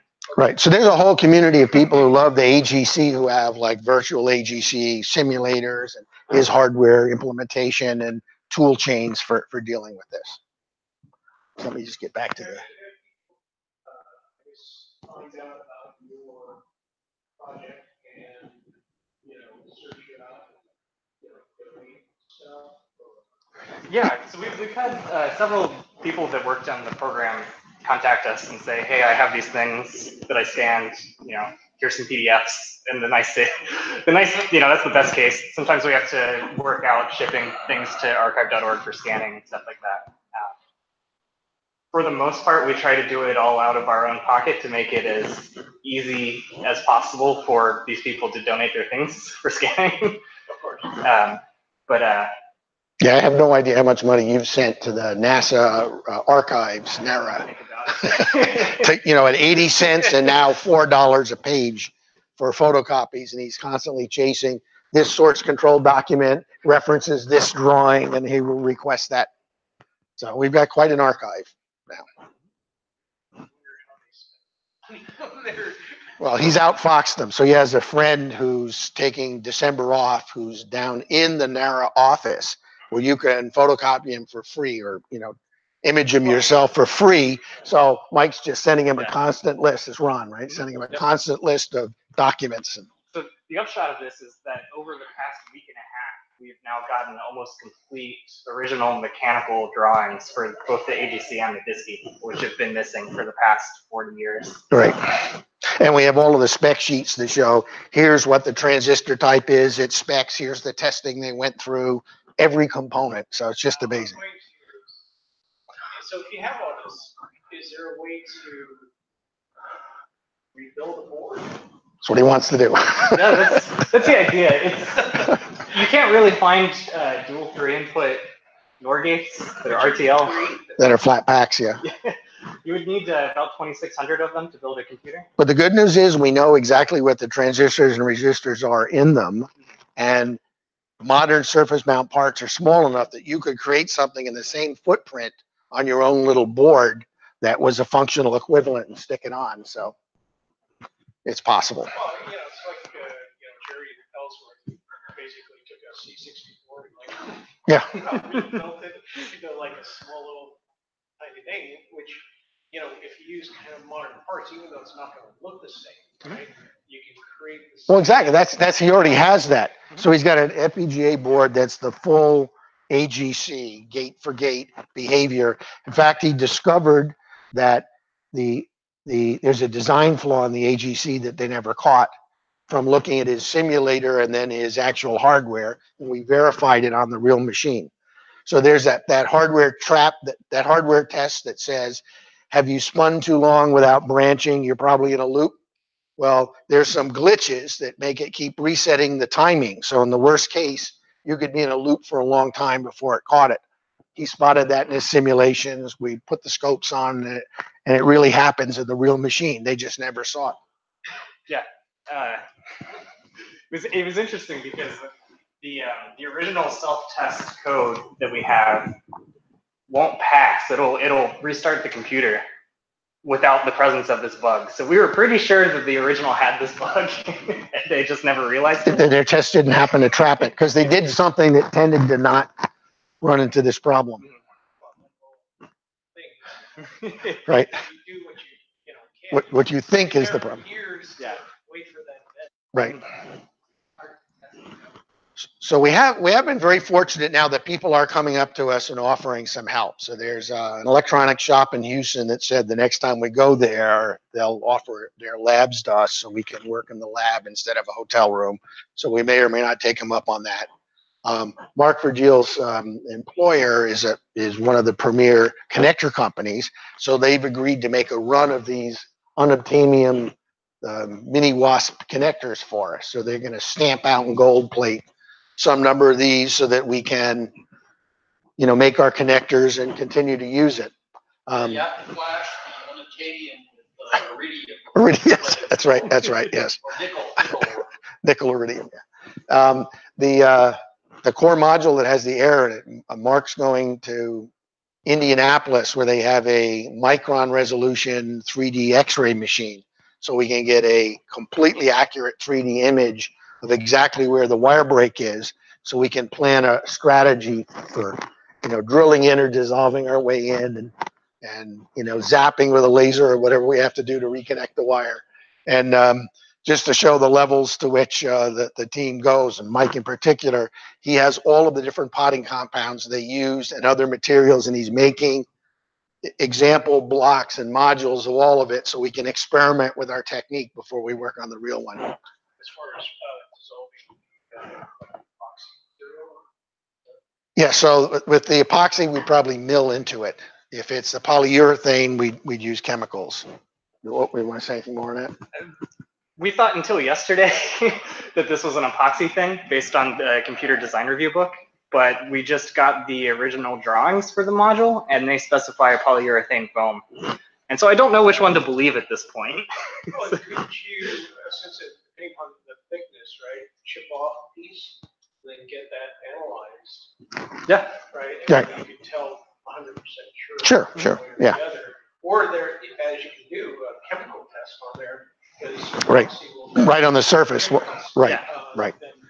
Yeah, that's what it dissolves in, and what temperature it melts at, and what it smells like when you get it hot. Mm-hmm. Right. Yeah, so we'll be working through that. We're just, since this is sort of a one-of-a-kind artifact, we want to move carefully. So we're doing lots of, testing ahead. We're also, I mentioned there were no core ropes in there. So typically there'd be these 6 slide-in modules with core rope with the ROM woven into it. That was in an old textile factory in Massachusetts that Raytheon would weave these through the cores. Instead, we have these boxes that Raytheon made for ground support. That's a core rope simulator, but no schematics. And so Ken, on the project, spent his whole time in Houston reverse engineering that module, making sure he understood it thoroughly, and then he's built a driver. So we've got some hardware. That's a cape that sits on a Beagle bone that will drive those. So we believe we can feed through those period authentic boxes. But we also have Mike's method, which is hooked onto the back plane. Then we have Mike's other method, which is using the maintenance connector, which would allow the trays to be closed in their flight configuration and still hook up to the official maintenance connector and do the logic. The problem there is the maintenance connector isn't really sufficient to do erasable memory properly. There's a lot of funny things that he has to sort of impute about what's going on because they don't actually have the signals. It was more used for core rope ROM, but not for the erasable memory. But he thinks he's got a, think you've got a good handle on it. I think so. Okay. I will find out either tonight or tomorrow if the latest idea works. Good. And then as far as the Disky, which was the display with the digits and the push buttons, I'm creating a version of that. We just got the PCB completed for the display part. So it's going to look very much like the real Disky, but not exactly. And so that's it. Any other questions or things you'd like to talk about? Yeah. The 3-bit instructions. Yes. Mm-hmm. What is it? What are the instructions? Well, there's actually 39 instructions implemented with the 3 bits. Yes. So as I mentioned, it's things like if this instruction is storing to this address, then it really is a different instruction. So they kind of overload the meaning. And then there's an instruction called extend. And if you issue that, it says the next instruction is really from a different pool. So they get the 39. And then they have the virtual interpreter, which has 7-bit opcodes. And so there's another 100 and we think there were 138 and roughly. Yeah. So it's kind of an interesting way that they kept things just like the memory. They've got 12 bits for a memory address. So how do you address 38K with 12 bits? Very cleverly. So a lot of bank switching and other tricks.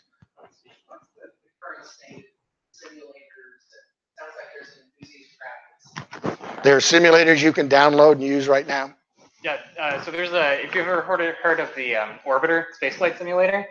It's a software program. It looks, you can kind of simulate flying the space shuttle. Yeah, it was originally done like with space shuttle type stuff, but a group of people that I've been working with over the past 3 years or so have implemented all of the Apollo spacecraft. And it actually runs the virtual AGC emulator as part of that, and also the emulator for the LAM abort guidance computer. Yes. Yeah.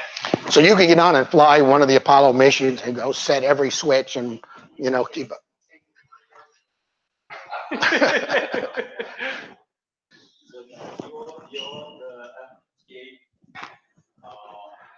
Implementation is the full computer, right? It's all of the core and memory. It's all of the logic modules. So I simulate the waveforms that would be coming out of core based on the signals going into it. Which is something that we didn't have schematics for the memory side at that point, so I just kind of reverse engineered what the signals were asking for and when to give it, the data in question. But in a modern FPGA, you can get all the core and the memory. Oh yeah. All in there. Yep. Yeah. They also had to figure out, because it's not clocked gates, there's a lot of things where they're looping gates around that don't work well on an FPGA. So you had to figure out a technique to deal with that with, not really implementing a NOR function, but Every 20 microseconds, every 20 nanoseconds. What is it? What's your? Yeah, 20 minutes. Every 20 nanoseconds, he sort of figures out what the gate should be doing. So he adds the delay in. So if you have a latch that's formed by some gates in a chain, it'll work correctly because it's got the time delays going around. Yes, it was messy, but he solved it. Not a single clock. No, there isn't. Yeah. Yeah. So the main clock is 1 megahertz. Yes. Yeah. It's divided. There's 12 of those for one memory cycle. So a memory cycle is 11.96 microseconds. 11.96 microseconds. So it's 12 of those 1.024 steps. It's destructive, right? So core does a read first, and then you have to rewrite. So yeah. So, all the people that are obviously working on the project, I mean, I assume that you guys have a website or something like that. Yep. Kind of those documenting, who this stuff is coming from. Mhm. This kind of credit to all those people. Yeah. It's kind of open source. You can cite who's done what, who contributes. Yeah, there are some documents that we've gotten from original developers that have requested that we not attach their name to it for one reason or another, but we give credit where we can. Yeah, you may not know this, but there's a whole NASA police force that basically anytime they see a space artifact listed on eBay or something, they go, and if you can't absolutely prove that you have the right to it, they seize it. So, in fact, luckily Jimmy has that record for it. Super secret, that project. Yeah. Right. I'm honestly kind of amazed I haven't gotten in trouble for publishing some of the things I've published online. So there are people who maybe shouldn't have taken a certain document home who don't want to be identified because, 50 years later it's released. And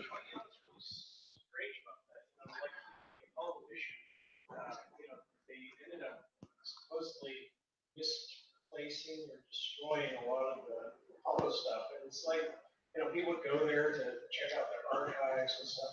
Oh, it's missing. what's happened is just in the last few months, they've indexed more of it. So basically what happened was the end of the Indiana Jones, the first movie, the giant warehouse. So there's a lot of those documents aren't really lost. They just don't know they have them. And then gradually they get little grants and somebody puts it in the index and Mike says, there it is, and requests it. There's actually a group at NASA reverse engineering engines and things of that sort. So it's some of it lost knowledge. So some of it really is lost. For example, a lot of the great, video and camera stuff, they stuck in a blockhouse at Kennedy with no air conditioning in it. And so it all just rotted away over the decades. So that's just negligence there. But there's also a lot they don't even know they have until somebody persistent enough finds it. Anything else? You guys have a website for your project? Or just tell Well, us? multiple. So there's on YouTube, Curious Mark. There's my blog, so rescue1130.blogspot.com. And then you've got all of the different sites on it. You tell them the projects. So the virtual ADC project, which is sort of where we developed the emulators and also amassed giant libraries of documentation, is ibiblio.org/Apollo. And we also have an archive.org page that is archive.org/details/virtual ADC project. And that's where most of our program listings are scanned, and larger things that we can't really host directly on iBiblio. And then, of course, the GitHub, for various tools and things people make. Yeah, hopefully you kind of gather all your links. Yeah, I'll take that piece of the YouTube video, send out an email with links and maybe some more stuff. There's an amazing amount out there. It's just wonderful that all of that, history has been recovered now. All right. Thank you.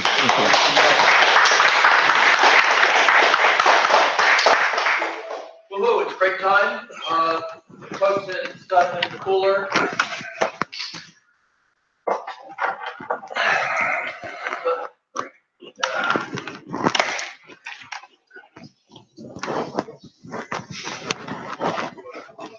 Oh, yeah, yeah. Just put this down and then I won't be going home with a microphone today.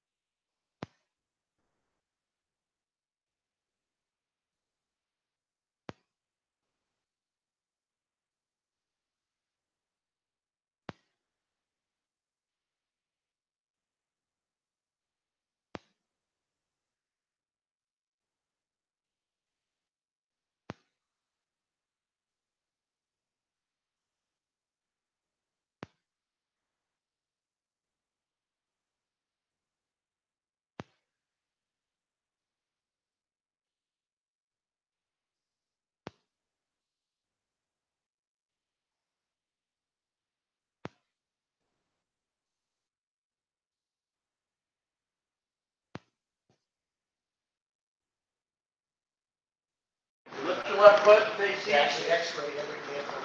We can go. All right. All right. A brief, what I'll charitably call analysis of my commentary, my opinion of last month.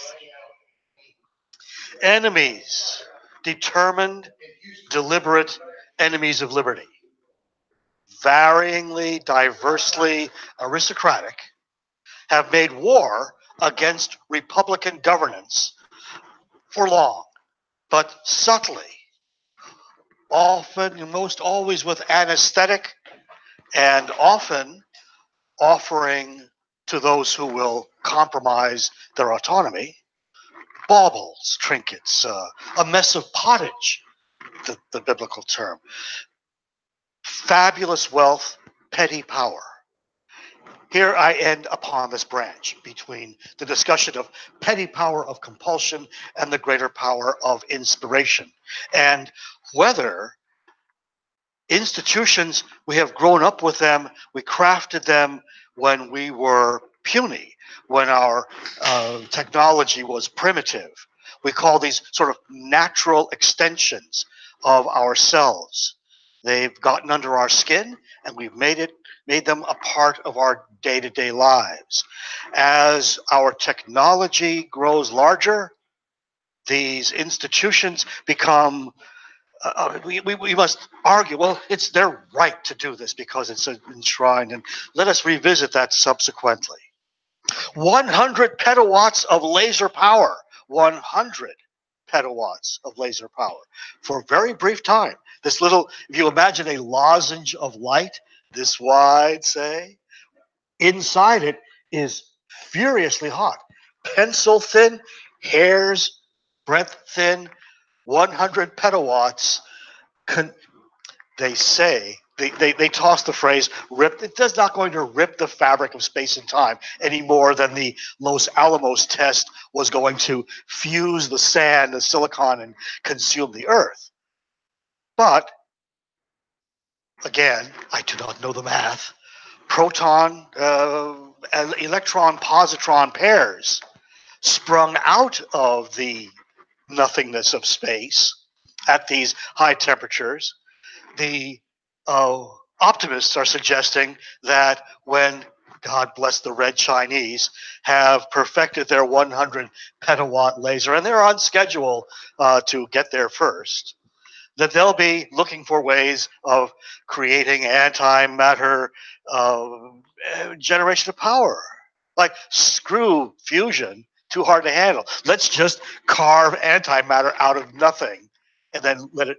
I'm not sure that that's actually physically practical. Not that it can't do it, but it's going to have a return on investment. But the pessimists are talking directed energy weapons, low orbit, yada, yada. Artificial intelligence, it's scaling up. It becomes almost copying the most rudimentary of stupid people. Similarly, people are getting not so much stupider, but like cheap AI ready, cheap AI compliant people. Before we're ready, the kingdom, or the cheap knockoff of the kingdom of God on earth, wherein not a sparrow will fall, not a yada yada, without God, without the entity knowing of this and making all things better. Your better will vary. Speaking of factoring, the human nature is complex. And for those who have a purpose, the human nature is very clear. They see a narrow slice. We are being sliced. And a lot of what is human for us now may fall by the wayside unless we come to a greater understanding of the purpose, not just of our DNA, but of the holism, as though there were a purpose. But my guiding principle is I want to act as though there were, humanely. And then about humane and profane and being mean to people, that'll wait until after a few months have passed. My thanks for your patience. Here's Brad.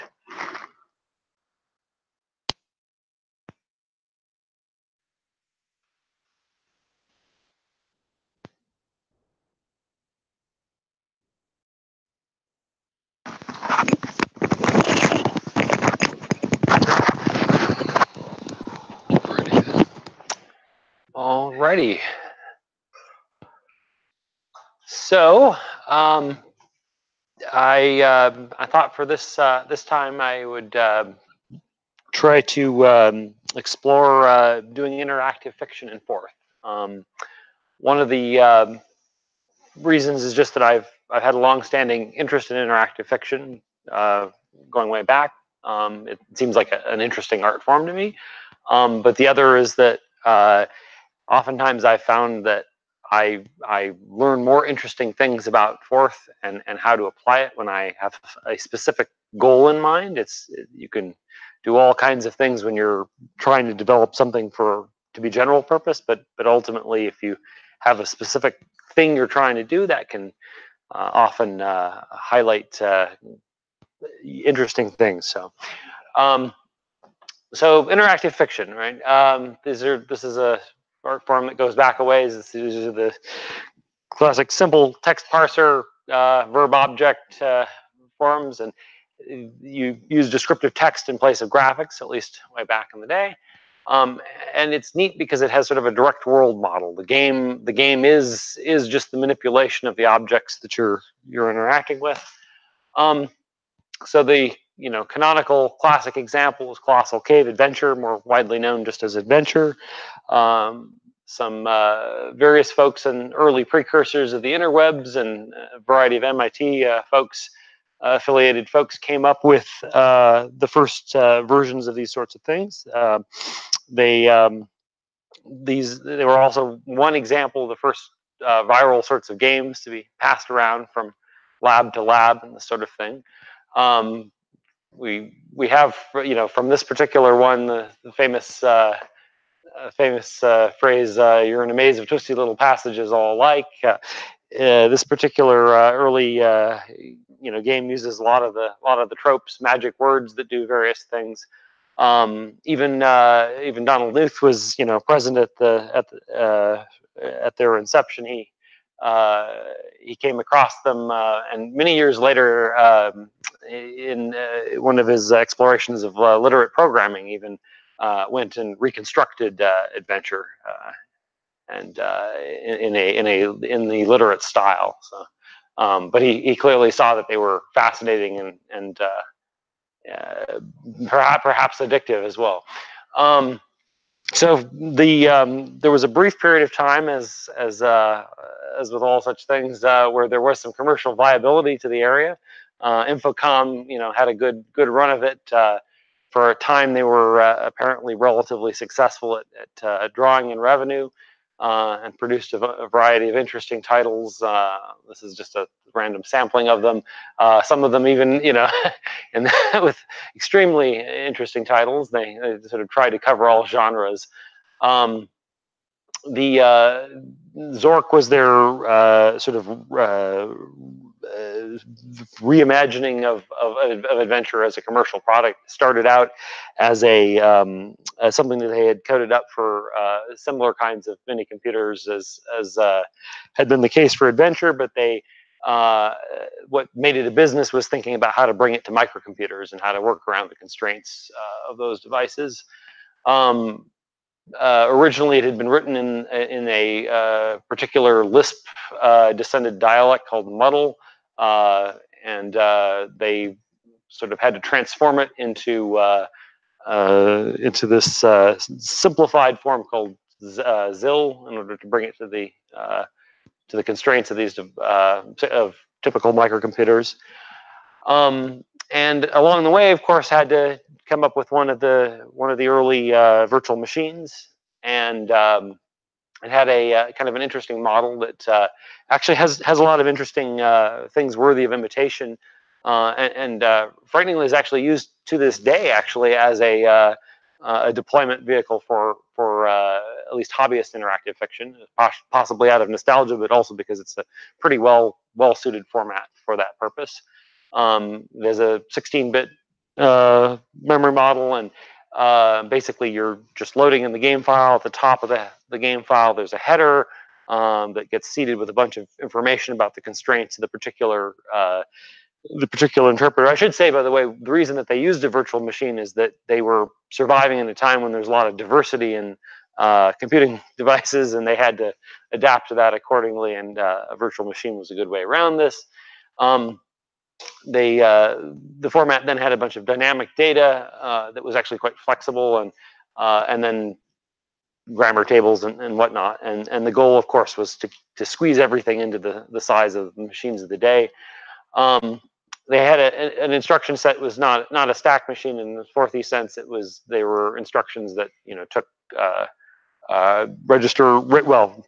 So there was a bank of 256 memory mapped registers that you could reference, and then a number of the instructions were built around the idea that you would want to manipulate objects in memory. And so there are some that are very simple, arithmetic, but others that are for moving things back and forth between different places. They had, of course, several different compact representations for strings because they had lots of strings. And so one of the early ones, they would use several different character sets that you would, similar to Baudot code, you fit into 5 bits and then use prefixes to switch which set you were in, this sort of thing. And there were other schemes that were added later and sort of abbreviations for compression and whatnot.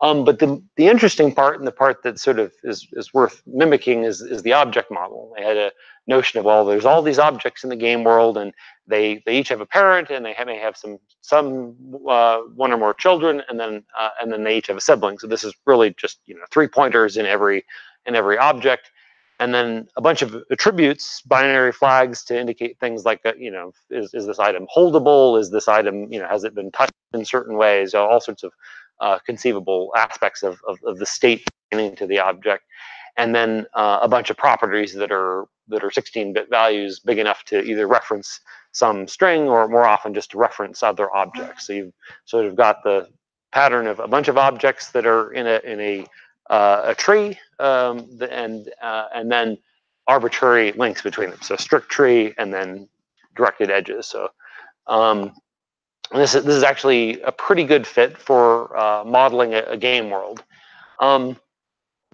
And of course, interactive fiction took all kinds of turns, and after the era of text adventures sort of ended, there was a brief span of time in which folks added graphics in varying degrees, and just as the text adventure folks had sort of looked down on what came later, some of the graphical ones looked down later on what came after, and that's another story. And then at some point, of course, it ceased to be commercially viable, and now there's a kind of a modern community of folks that have grown up around producing these things more as a form of art than a commercial enterprise. Some of this came out of this. There's an annual set of awards for that are just to amongst the community to recognize folks, and out of this has come a variety of different, slightly more contemporary work. Some of these Photopia is actually pretty old, but it's one of the sort of one of my favorites because it's sort of this interesting. It has a little bit more of an emotional flavor to it than some of the classic works where they're more of a puzzle. This is sort of tells more of a story, but there's all kinds. There's one, Lost Peg, is this fascinating tale from the point of view of an orc who is not very bright, that sort of thing. So there's all kinds of systems that are used for producing these, but there's a few that are popular. There was TADS, which was used for a bunch of them in this sort of intermediate period from about the sort of the mid to late 90s to on, and then at some point there was some reverse engineering of the Z machine format and tools. One of the main tools to target this was a thing called Inform, which has a syntax that kind of mirrors the object model of the Z machine.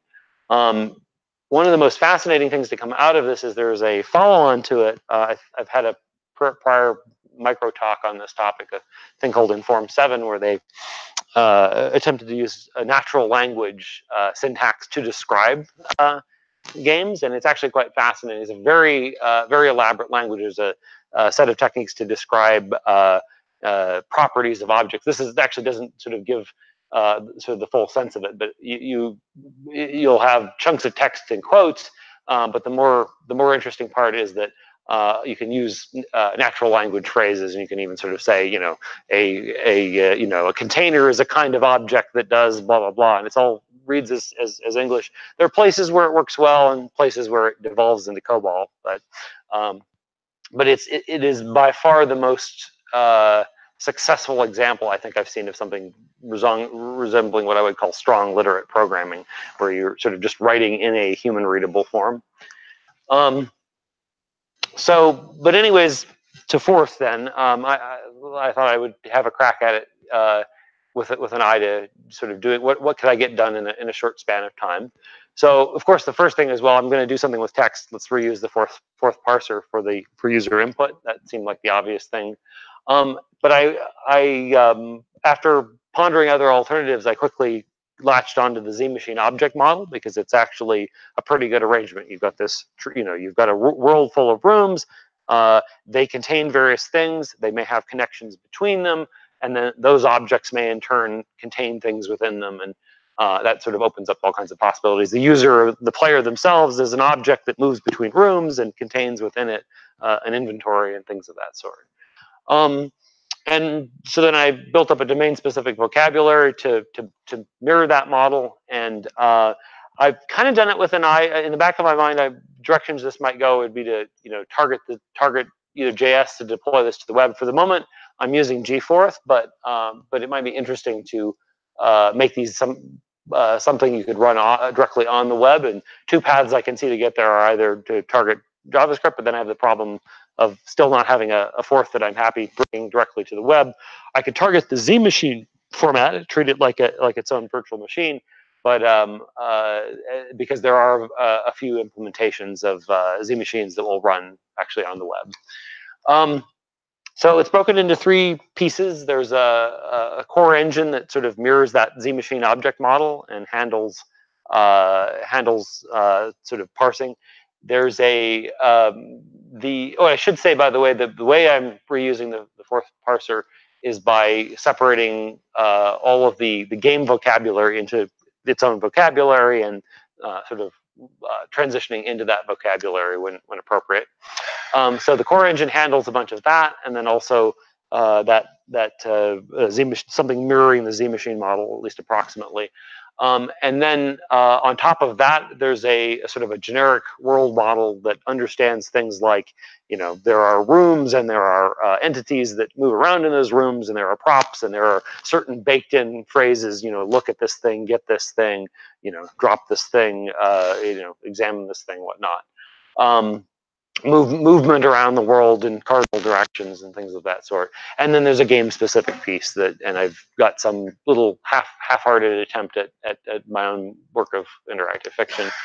One thing I rapidly ran into was that in order to make it convenient to have lots of this text, I didn't really want to use strings where I was needing to have a terminator at the end. I found that it was tedious to worry about that, and so I got the idea of using words where I would parse to the end of the line rather than to the end of quotes, because I had phrases where I wanted to have quotes contained within. I didn't know what the appropriate terminator would be, and it just sort of read nicer. So I ended up with a syntax where I've got some words that are defining words that have an identifier, and then they gobble up the rest of the input on the line to fill out a field. So this defines a room, gives it an identifier inside of the Forth code of shed, but then has a short description for it, and then this is followed on by a more extensive description of it that shows up when you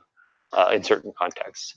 And so that was relatively easy to do, just a little bit of chewing off the ends. A little harder than I would have liked, and a little bit of sort of antsy Forthisms that I don't care for, but probably could be simplified.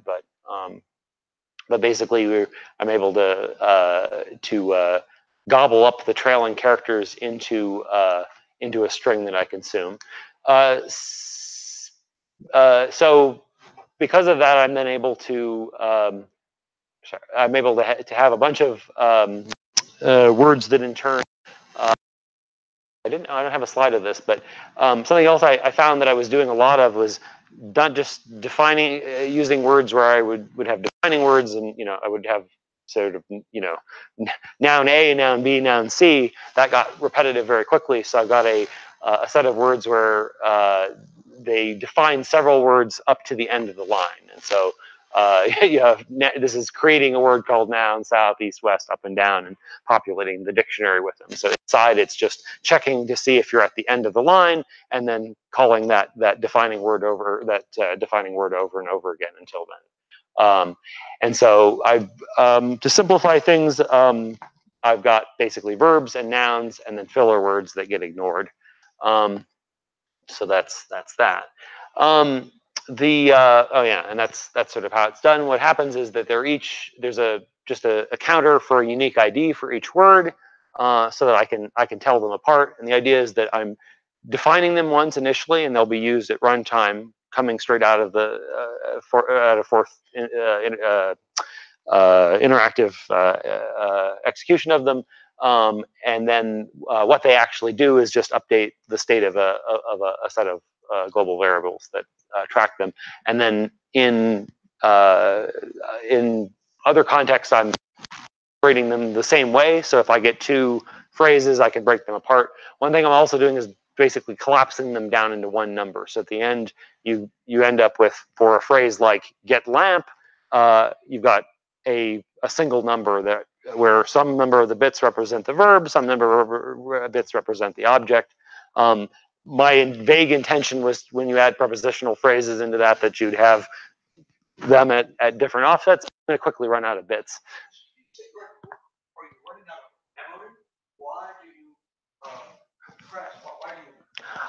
Simplicity. I'm trying to avoid having to pass around a complicated object and to compare it, and to having a single number that I can pass around everywhere proved somewhat convenient. I'm not 100% wedded to that particular design choice, but that was what that was about.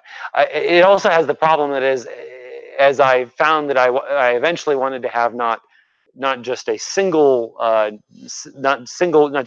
word noun phrases. I ended up having several additional positions for the nouns, and so I'm very, very quickly going to run out of space if I'm going to use it in that way. So I may need some other approach, but it's awfully handy to be able to just pass around whole sentences as a single value on the stack. So let's see. So then input handling turns into something like this, where I'm able to sort of, and I got this, I didn't show the definition here, but I've got this Q string processing word. I'll talk about this more in a moment, but there's some special things about strings, and I can basically just say, okay, if this is the verb, then all these things happen, and I can go and find object inside of ego, the player, and if that doesn't work, well, then go look in the room, or sorry, if that works, move that object into the current room, say that I've dropped the object, or otherwise say I don't have that thing, and so that you can compact down this logic in that way. Another thing I quickly hit is that in the same way that I wanted to be able to pass around a lot of sentences or phrases rather, and I also wanted to pass around a lot of strings, and counted strings might have been ideal for this, as I'm dealing primarily with immutable strings. But unfortunately, 255 characters actually quickly ran into issues with not being enough space. If you got a long description of something, you can easily exhaust that. And so rather than have some arbitrary limit that I fought with, I've just used a whole cell for the counted string and have a slightly different format for it. So another thing I had to do and took just a little code was word wrapping, because I've got text in these large strings, and I don't want to just print them and not word wrap them. So that's what I ended up with. So ultimately, all of this winds down into just this wrap word that will wrap an individual line, and then this is CWrap is just a version that prints one of these counted strings as in that wrapped form. And then there's also an immediate word say that can be just used to print or or it's an inline word that reads the rest of the line and emits that. So I'm able to just say colon and some line and get that output throughout. So then I needed to imitate the object model. I have a set of properties associated with each object, and they're each assigned a slot position within objects, and then they're all declared up front. So every object gets every property. This is woefully less efficient than what the Z machine does. In the Z machine, the assumption is that if for every property you may have that property, and if you don't, there's a default object that you fall back and you get its value for that property. For my purposes, it was simpler to just have every object have every property. There are a lot of places where you can sort of dramatically simplify the number of cases you need to examine if you can just say, okay, only the ones that have this property or have a property like this work that way. Similarly, so attributes, but Boolean flags end up being extremely useful. In fact, probably more useful than properties. A lot of things are just a binary condition. And so Infocom actually does store those per object. They assume it's worthwhile. They have depending on the version of the Z machine, either 24 bits or 32 bits devoted to each game object with all of its attributes, the Boolean flags.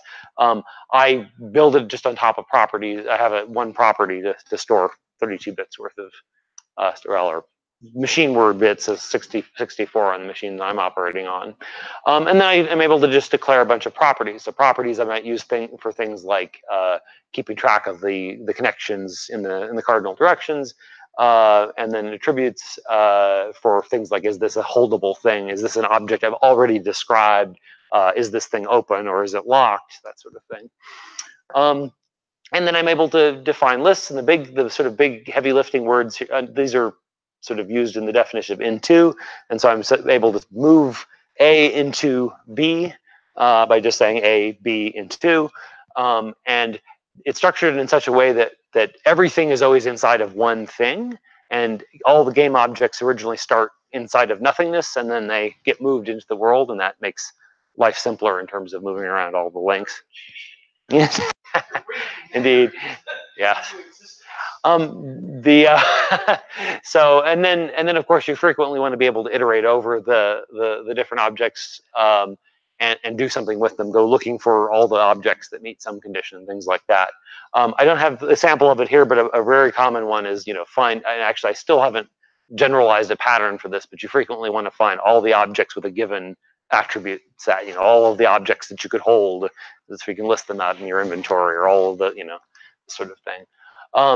But this makes, I've also been very careful in terms of how I define both iteration and how I define this into operation, so that it's safe to be walking down one of these lists and yanking things out as I go. And so, for example, when I'm dropping, a common simplification that users are provided in these kinds of games is the ability to say get all and grab all the objects in a room, or drop all and drop everything in your inventory.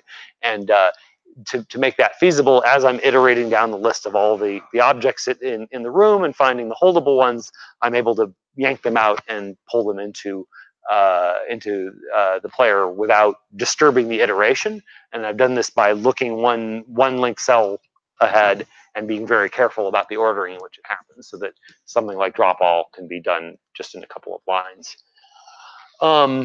There's a lot of redundancy for the cardinal directions, and so I have built up a table and did this sort of with a little bit of macro-ish plumbing to make it more efficient to handle these, and then provided some words to connect rooms in pairwise, because of course they have to be glued in both directions unless you've got something unusual like a lock. Of course, this still isn't terribly convenient if you've got a reasonably large area. So then what you end up with is I've defined some words to make it easy to define a map. So if I've got the layout for a bunch of rooms, I can just describe them in a grid like this, and then have it chew through and generate the map for them. And not too much effort to do this. Basically, just keeping some state, and then I'm actually just filling them out into the dictionary space so that I'm able to walk over the whole thing and then glue them together. I have sort of two notions of a map. You could either have an indoor map where you only connect north, south, east, west, or an outdoor map where you can go sort of in any of the 8 directions. And then a 0 is used, just to mark a place where there's nowhere to go. And then, yeah, and this is just the plumbing of the map. That's not useful. So this is actually a slightly stale snapshot, but I mean, the total complexity here is not that high. Certainly have not got quite a full game, and it's up a little bit more from this, but that core engine is 127 lines. The generic portions just short of 200, and so far the bulk of the text of the game is just 250 lines. So that's growing. In fact, grew a bit while I was sitting here putzing away at it. Before I go demo the thing and maybe take a little bit look inside the things that were interesting, I'm fascinated by how powerful the Z Machine object model is. It's a little bit sort of shades of Lispy list manipulation, but it's neat in the sense that you're making sure that everything is a strict tree, and that's a pretty powerfully simplifying assumption. There isn't a lot of pulling something out and holding on to it somewhere else. You're always moving something from one specific place to another specific place, which is interesting. Also, this idea of attributes that are sort of general and apply to everything is kind of fascinating. It's in contrast to sort of a more contemporary object-oriented flavor of, it's sort of as if everything has all the, everything shares the same base class or something. It's actually very reminiscent of the DOM, sort of where you got one kind of object, and everything is sort of, variations on a theme in that sense. Reusing the parsing works pretty well, but it ended up being harder than is needed, I felt, and then maybe that's just because I, was trying to keep it within the there's always this fuzzy thing where Gforth has very specific words that you can use to make your life a little bit easier if you're doing something overly clever with the parser. One thing I didn't go into is that in order to make sure that the user input doesn't fall over, rather than just run the parser and you're typing directly, I am actually grabbing the line and then chopping it apart and essentially executing individual fragments. So if you put in a number, for example, it's going to scream at you because it's actually trying to do a find on it and all of that. So I'm not sure if that on balance was worth it, but it was a thing to try. Let's see. Interactive fiction continues to be alluring. I think there's sort of something to cutting through the need for a visual depiction of things. It has a sort of a cautionary history, though, in the sense that I think part of why people lost interest was that it's not exactly clear when you've stripped away sort of all the trimmings of what makes a game, what makes it interesting. Is it on some level something about the puzzle? Well, if the puzzle is too arbitrary, then that's not very interesting. If it's something about the illusion of it being more intelligent than it really is, then it's easy, especially for people nowadays, to look at it and say, oh, nothing magical is going on here. So I don't know. But it is sort of interesting in contrast to, if you think a lot of contemporary games with a lot of window dressing, and there's sort of conversation trees and things of this sort. It's not, there isn't a lot of sophistication even in some very contemporary adventure game like fiction. So things I may try in the future, actually finishing off a real work. What I've got is about he's no more than 30% of the way there to something even approaching a small work of interactive fiction, and then making the parser more flexible. In fact, I was tinkering with that earlier, and actually I've got a branch because I've got a bad build where I was trying to add prepositional phrases so that you can, for example, in interacting with a character in the game, say, ask Bob about X, that sort of thing. And then maybe targeting the Z Machine format would be fun. One thing I began to wonder throughout all this is doing a fourth for the Z Machine might be interesting, but.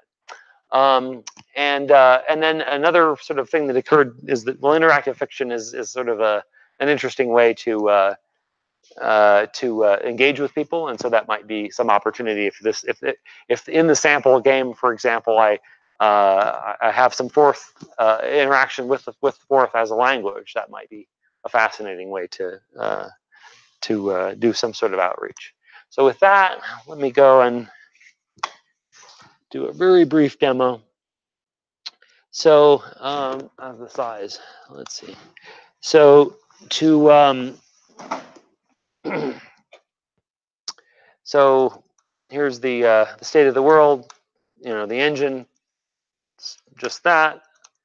The generic portion is, you know, a bunch of this plumbing that we saw earlier, and then a big chunk of it is just, you know, handling phrases like drop all, handling all of the cardinal directions, things like get and drop.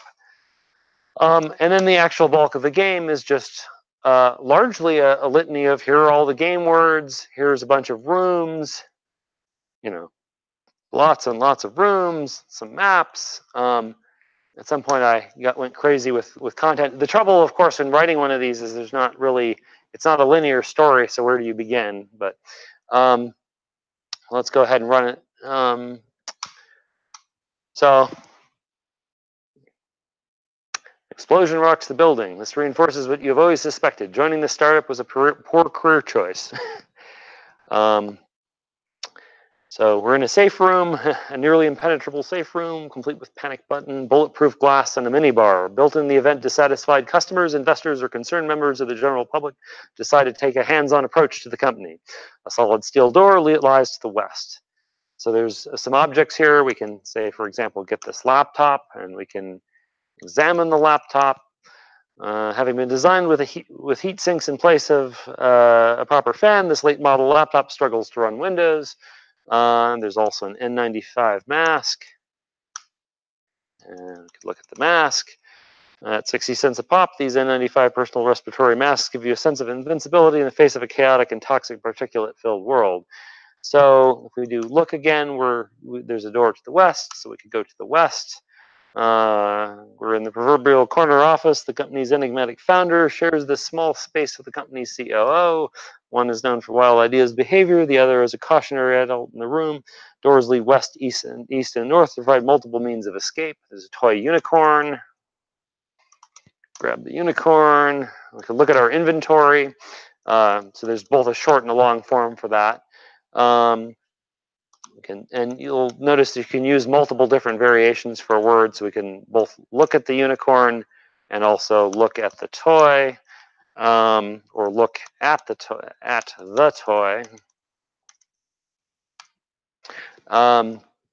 Talisman against quarterly losses, SEC investigations, and megalomaniacal self-doubt. The company founder no doubt holds this plastic toy dear. We go to the west. There's a copier room. A combined copied printer scanner occupies one side of the small room. On the other, a tall black cabinet. Company policy dictates no employee shall have to walk more than 500 feet to reach a photocopier or printer. Open office floor plan. You're in a twisty sea of cubicles, all alike. The simple invention of the noise-canceling headphones, oops, that's a typo, headphone, has changed so much for modern man. The cube continues to the north and west. To the east lies a hallway. You can wander through the sea of cubicles, get to an L-shaped hallway. A bend in the hallway connects east to south. You really should have asked for hazard pay instead of what you assume are now worthless stock options. Let's venture to the south, for example. You're in a T-shaped hallway. At the top of the T contains a padded panel filled with posters. We could look at the posters, held in place by push pins. Look posters. Several dozen posters promote various company events, describe company policies on bribery and gift giving. To be clear, the company seems to be opposed to both. Other posters encourage mindfulness. One ominously asks, is this good for the company? Could head to the west. A 10-foot radius circular airlock connects the west to the east. A large console sits in the middle of the airlock. A thin layer of dust on either side of the airlock undermines any oops, that's a typo as well. This is what happens when you have no proofreaders. Any pretense that it actually keeps out particulate matter. So we could look at the console. This control console operates the airlock. Prominently placed in the middle of the console is a bright orange button. Look at button, bright orange button.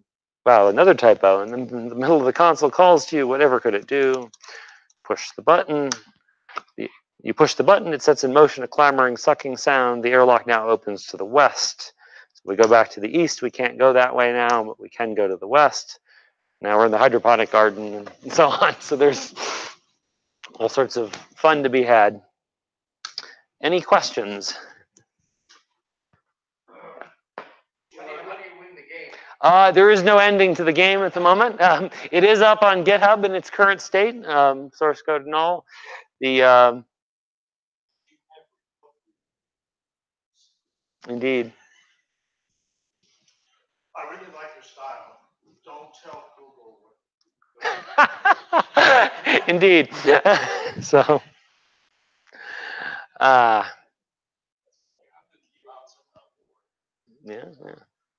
would you use it to teach Ford? What's it? Sorry, say again? How would you use this? So that's a good question. One possibility I had sort of even imagined in preparation for this talk and the content was you could imagine since I am within the game and am running the parser throughout, you could imagine some situation in which in order to succeed at something you need to interact with some apparatus within the environment and use fourth words. Right. And you say, okay, make this fourth word, Right.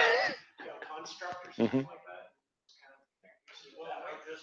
Just hit return, literally fourth, right? It's it could be as simple as right, here's this laptop, we could get the laptop and then use the laptop or something, and then that enters a mode in which so yeah. Yeah.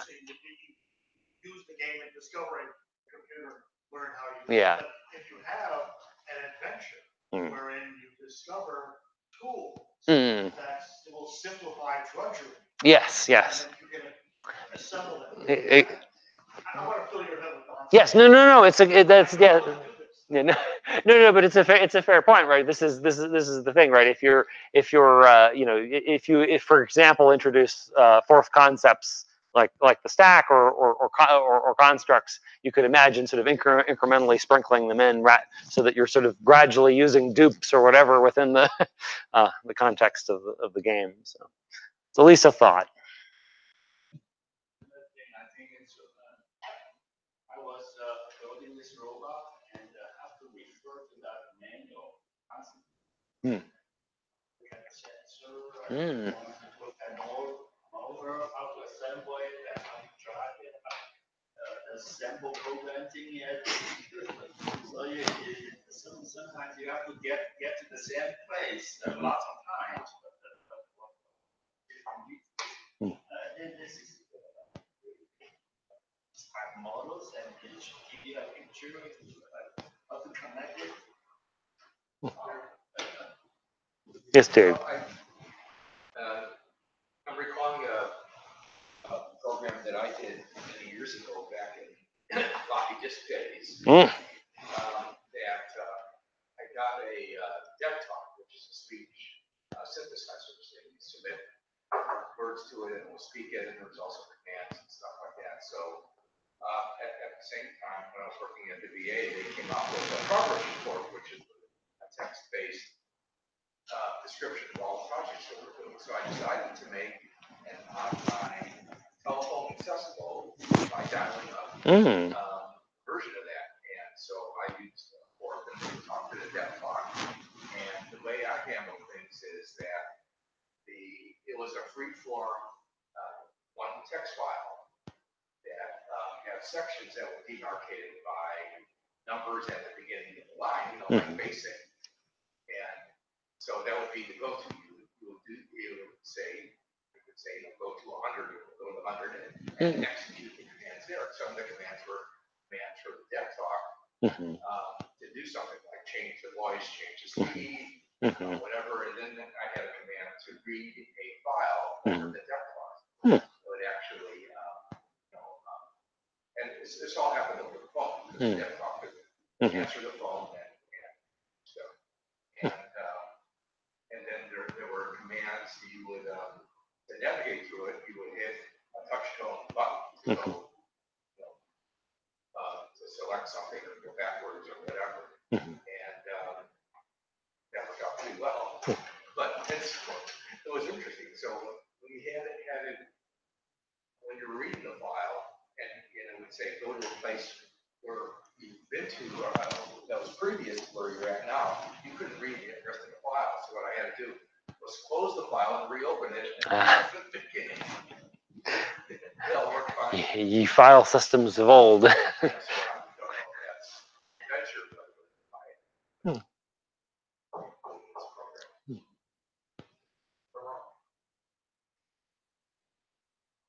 Cool.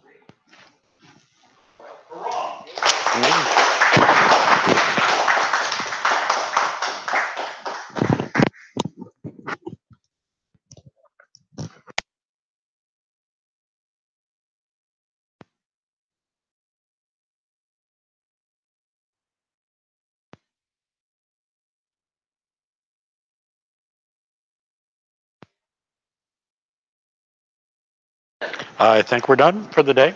So, see you next month. And for the year. We're done for the year. We're done.